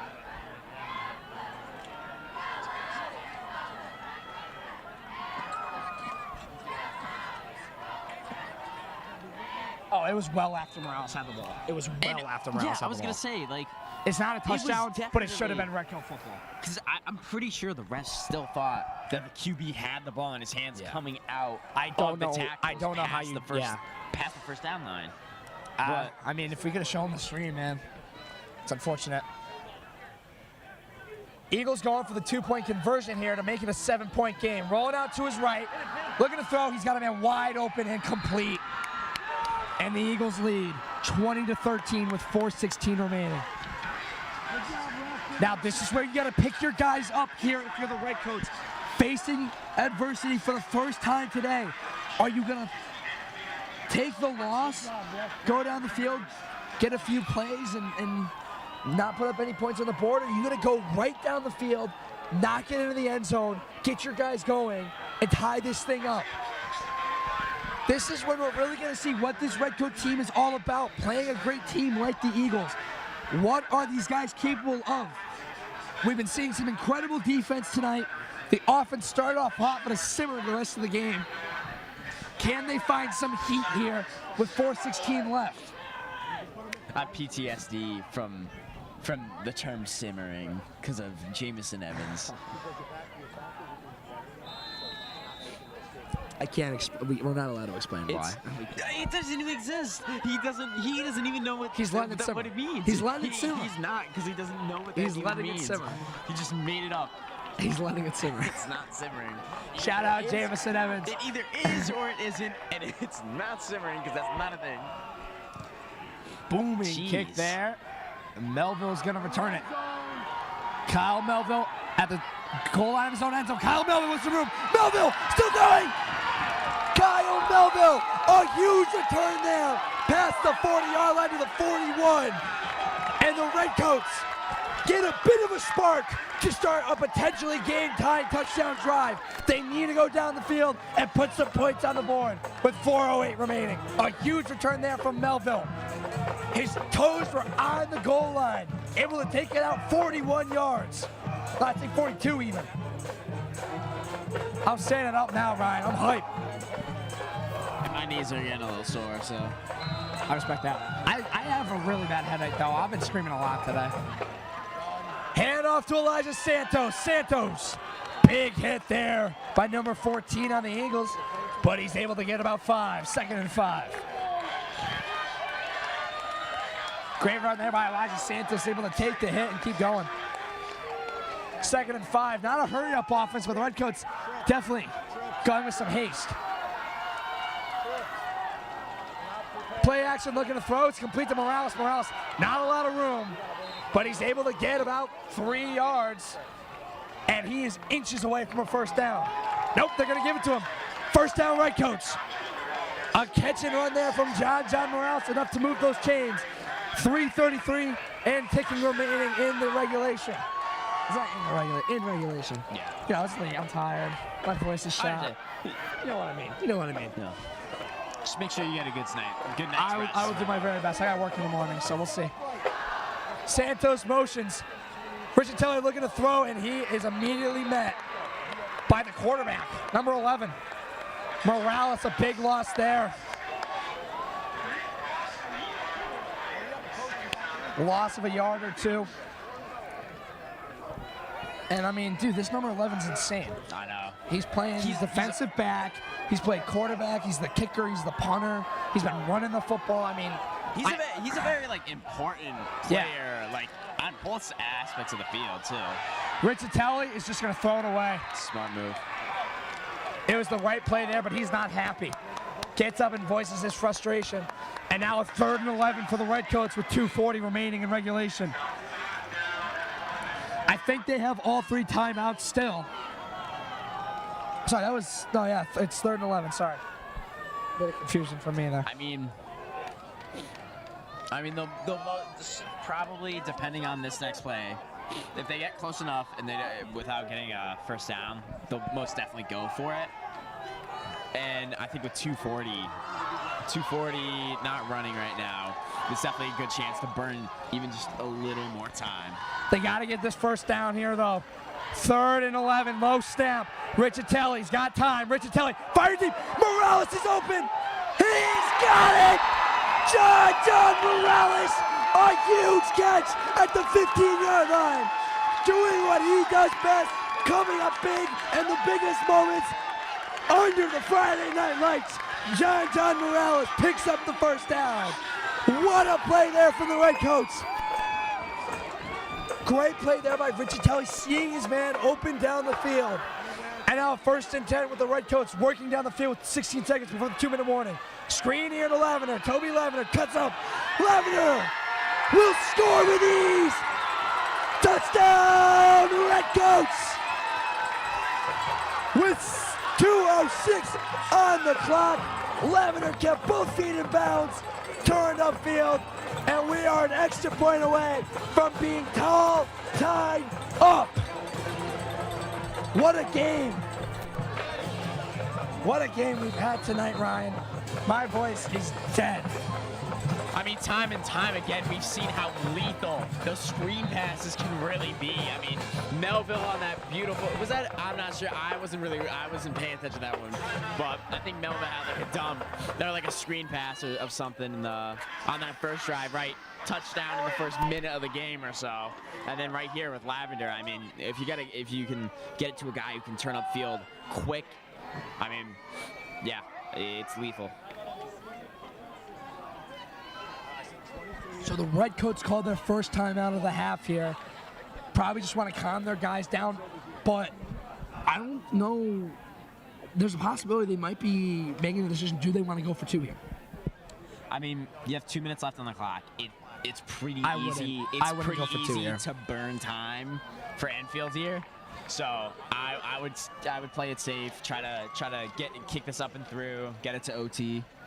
They are going to kick the PAT to try and tie this game up. Eli Rice made one, had one blocked. Can Rice come up big and tie this thing up? Rice puts it through, and we are all tied up, ladies and gentlemen. The freshman delivers, and it is 20s on both sides of the board. Right, I got a migraine, dude. My head is killing me. This is my flu game. This is my flu game, bro. Oh my God, what a game. All tied up at 20. And now the Redcoats will have to depend on their defense, who have been so clutch tonight to get the stop. Now I know we've been tackling this point a lot tonight, Ryan, but where would this game be if they gave John Morales that football? I mean, they might have scored again. So I don't know. To be honest, I think we would have been up by at least an extra point. At least an extra point. Yeah. Or a field goal. I agree. I think we definitely would have been up by a few. A squib kick there from Rice, and it is. Oh, stay. Oh, it stays shallow of the goal line. No touchback there. 11 to return. Wow. Stopped short of the 10-yard line. That could not have worked out more perfectly for the Redcoats. Eli Rice putting the team on his back here as the kicker. 1st and 10 from the Enfield 9. Oh, it's really going. Oh yeah, I know. It's really going. Yeah, we're gonna try and yeah, there it is. There it is. I'm out of water too. We got 2 minutes. I got a little bit of water left. We got 2 Stay minutes. with me here. I'm gonna eat some honey when I get home. Please just stay with me, boys. Don't die yet. 1st and 10. I'm gonna talk a little bit lower this time. Yeah. Maybe I won't voice crack. No, but I can't even. It's fine. It's because I'm so hyped about this incredible game that we've been so lucky to broadcast. Dude, Santa's getting the crowd hyped for this game too. I like it. 1st and 10, handoff up the middle. No room to work. He is stuffed on that play. Clock is ticking with 1:48. 2-yard run. Timeout on the field.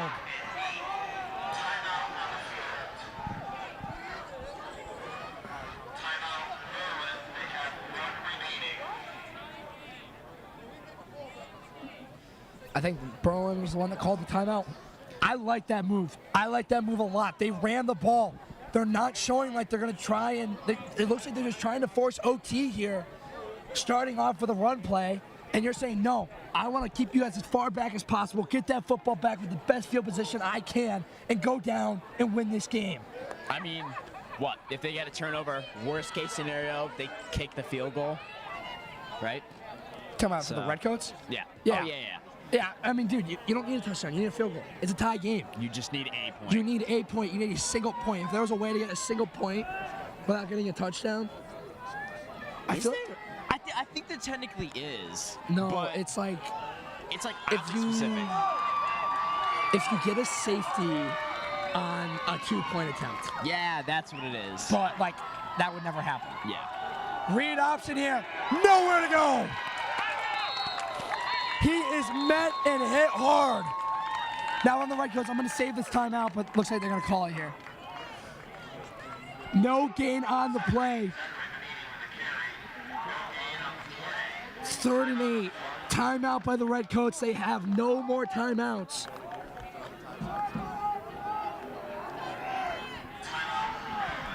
What is that?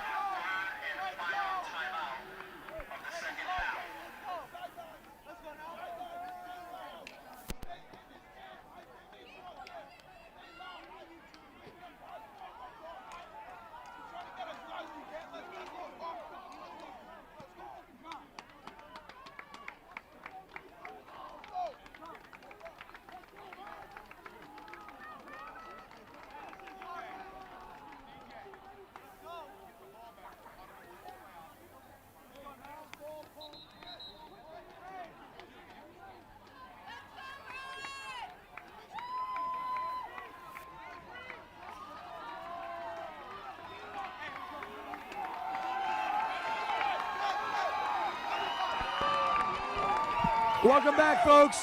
3rd and 8. Jude Senna getting the red seat hyped up. Pink seat tonight.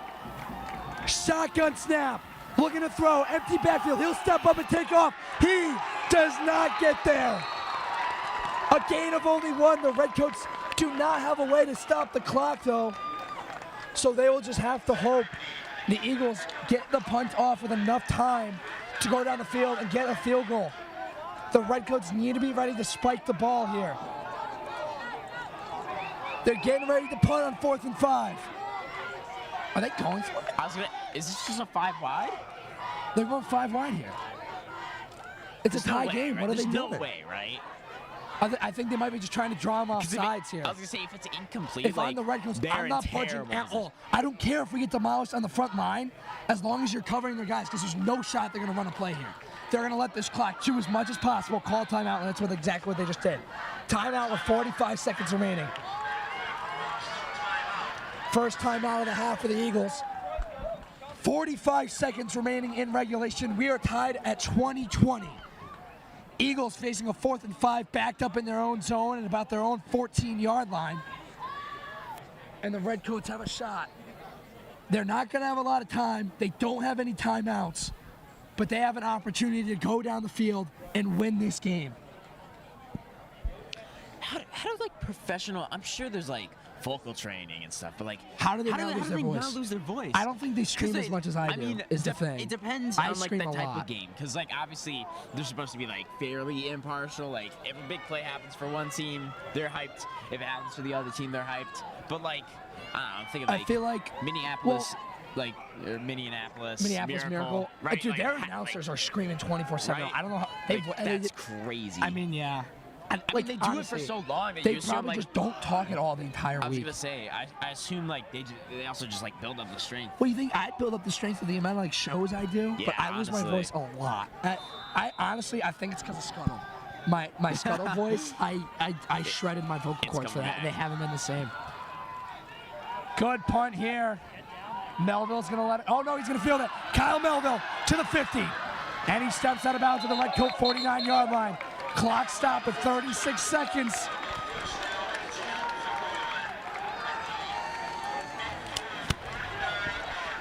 Uh-oh. I just want to make sure they don't get any water on the mic. Oh, that's a good idea. Because I like re-listened to like monologue to the last one, and all I heard was. Yeah, that's valid. We should get a tent. We should get a little tent. Right now, I'd say, Ryan, the Redcoats' goal is about the 35-yard line. I think that's the farthest you can attempt a field goal from. 1st and 10. 4 wide receivers set, and the Eagles call their second timeout. 36 seconds remaining. 20s on both sides of the board. Redcoats, 1st and 10 from the Eagles' 49-yard line. Can the Redcoats win this one in walk-off fashion? We'll find out after this.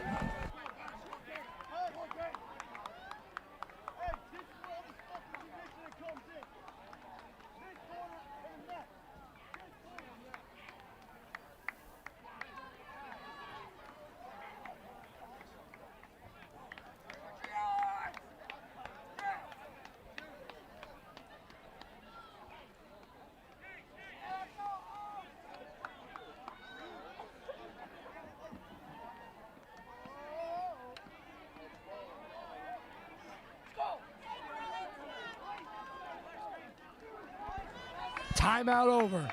Redcoats offense on the field. 4 wide receiver sets. Santos in the backfield. Riccitelli in a shotgun snap. Looking to throw. Riccitelli fires outside. He's got Melville. Underthrew it. Incomplete.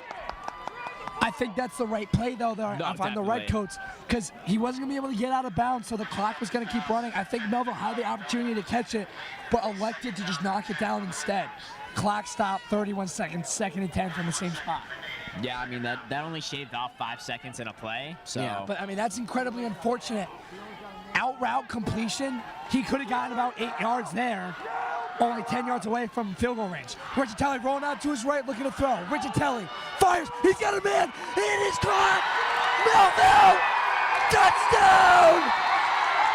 The Redcoats lead with 21 seconds left.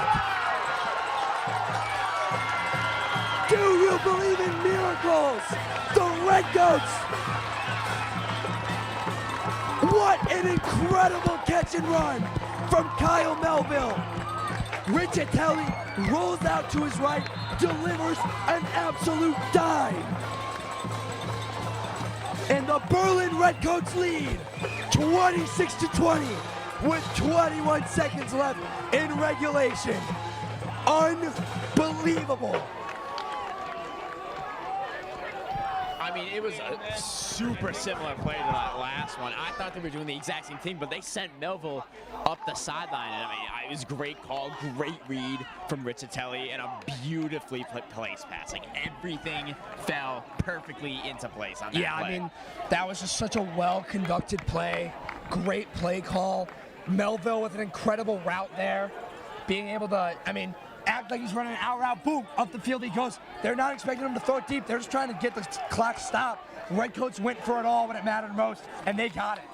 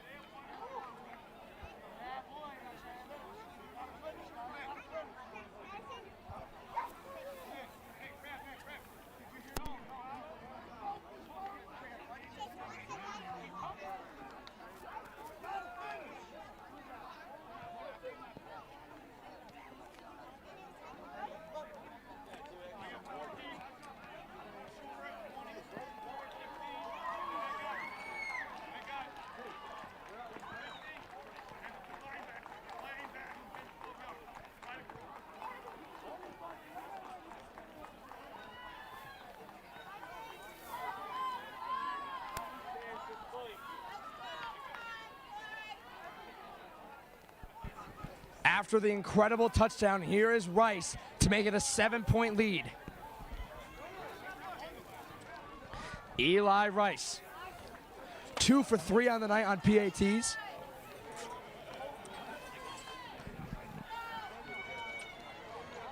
We're coming off of an injury timeout, by the way, an Enfield Eagle down on the play. I feel bad for the Eagles. They've definitely had a few injuries tonight.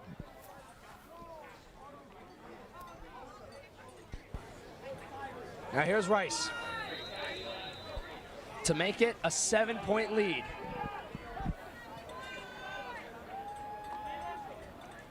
Snap good, kick is up, kick is through. The Redcoats lead by 7.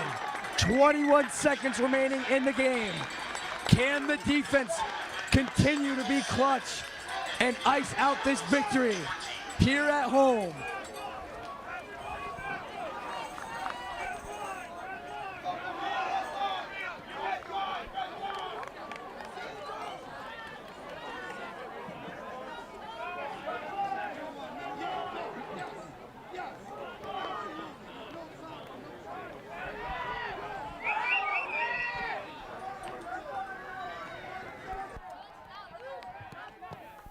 The rain is starting to come down here at Sage Park, folks. I think that really helps the Redcoats, honestly. Oh, that for ball's sure. going to get slippery. Going to be harder to throw it deep. I wouldn't be surprised if we saw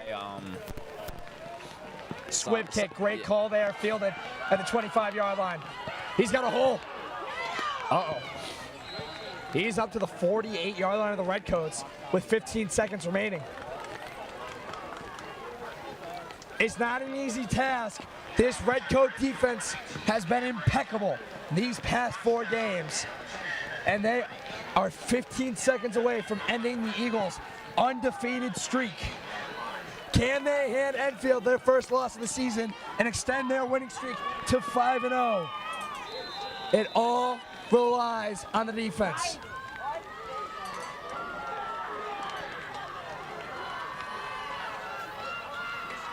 First and 10.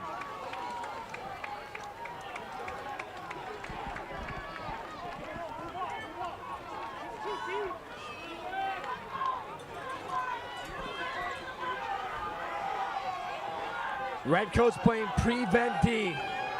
Gabe Rio all the way back at high middle safety. Looking to throw. Got time, looking to throw, fires, under pressure. Oh no! It is incomplete. It was in his hands, couldn't hang on to it. But a great defensive play by the Redcoats, collapsing the pocket. Caden Torado with the pass breakup, and now 8 seconds remaining in regulation. Interception would have been perfect to end this game, but I mean, either way, still a great lurk there from Caden Torado. Gotta leave it out. Everything you have here if you're the Redcoats defense. 8 seconds remaining. You just can't let them get a big play. Here we go. This could be the final play of the game. A screen pass, and it is complete. He'll go down with 2 seconds. And they're gonna call a timeout. The Eagles call their final timeout with 1 second remaining in the game.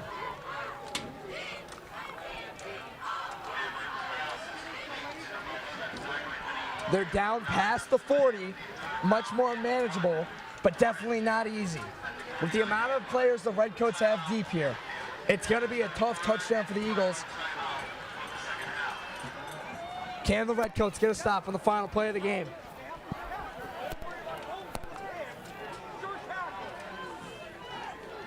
This may be the best game we've commentated on. Honestly, yeah, I think so. I mean, this is just incredible. At least the closest. It's been a nail biter. It's been, yeah. Honestly, I probably prefer these games to blowouts, for sure. Oh, definitely.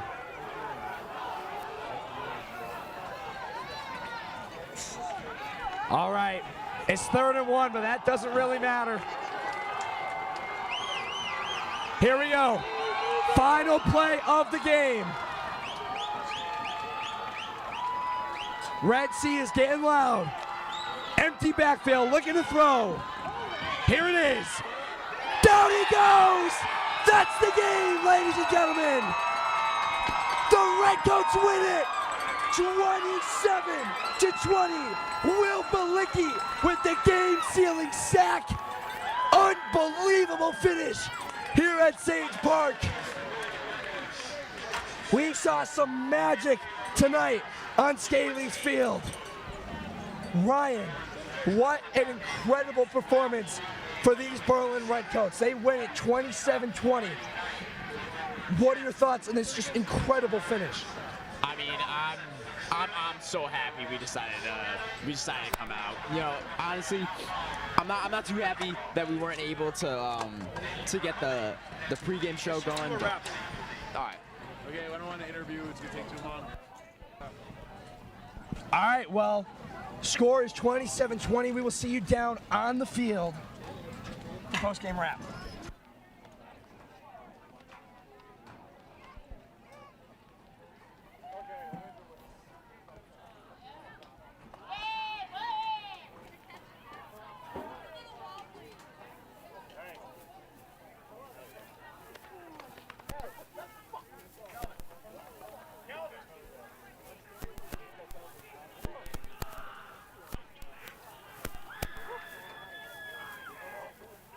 Thrown out.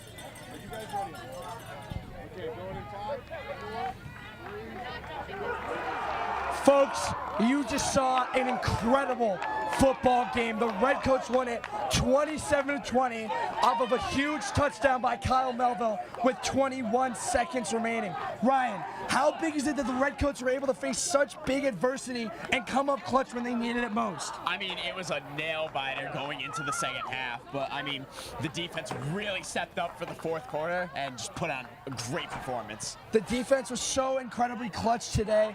That front seven was insane. The secondary was lights out. John Morales with a huge game. Let's talk a little bit about that Morales catch on that drive to tie the game. It looked like the Redcoats might have been stalled on their last legs. Were they going to be able to pull off a 3rd and 11? And Morales made a huge catch. How does a big play like that help their momentum with the rest of the game? I mean, you know, getting that no call off of the strip really, you know, lowered morale. You know, no pun intended, but, you know, big play like that, I mean, it really boosts the energy and gives them that momentum to go down in the field and score. Just an incredible game by the Redcoats on offense and defense. They win it 27-20. Player of the game, I'm going to give it to Kyle Melville with 2 touchdowns, including the game winner. An incredible performance by the Redcoats here at home.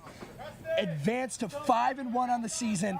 I'm Calvin DeLude. I'm Ryan Motzon. And thank you for joining us on BHS TV, folks. We'll see you next time.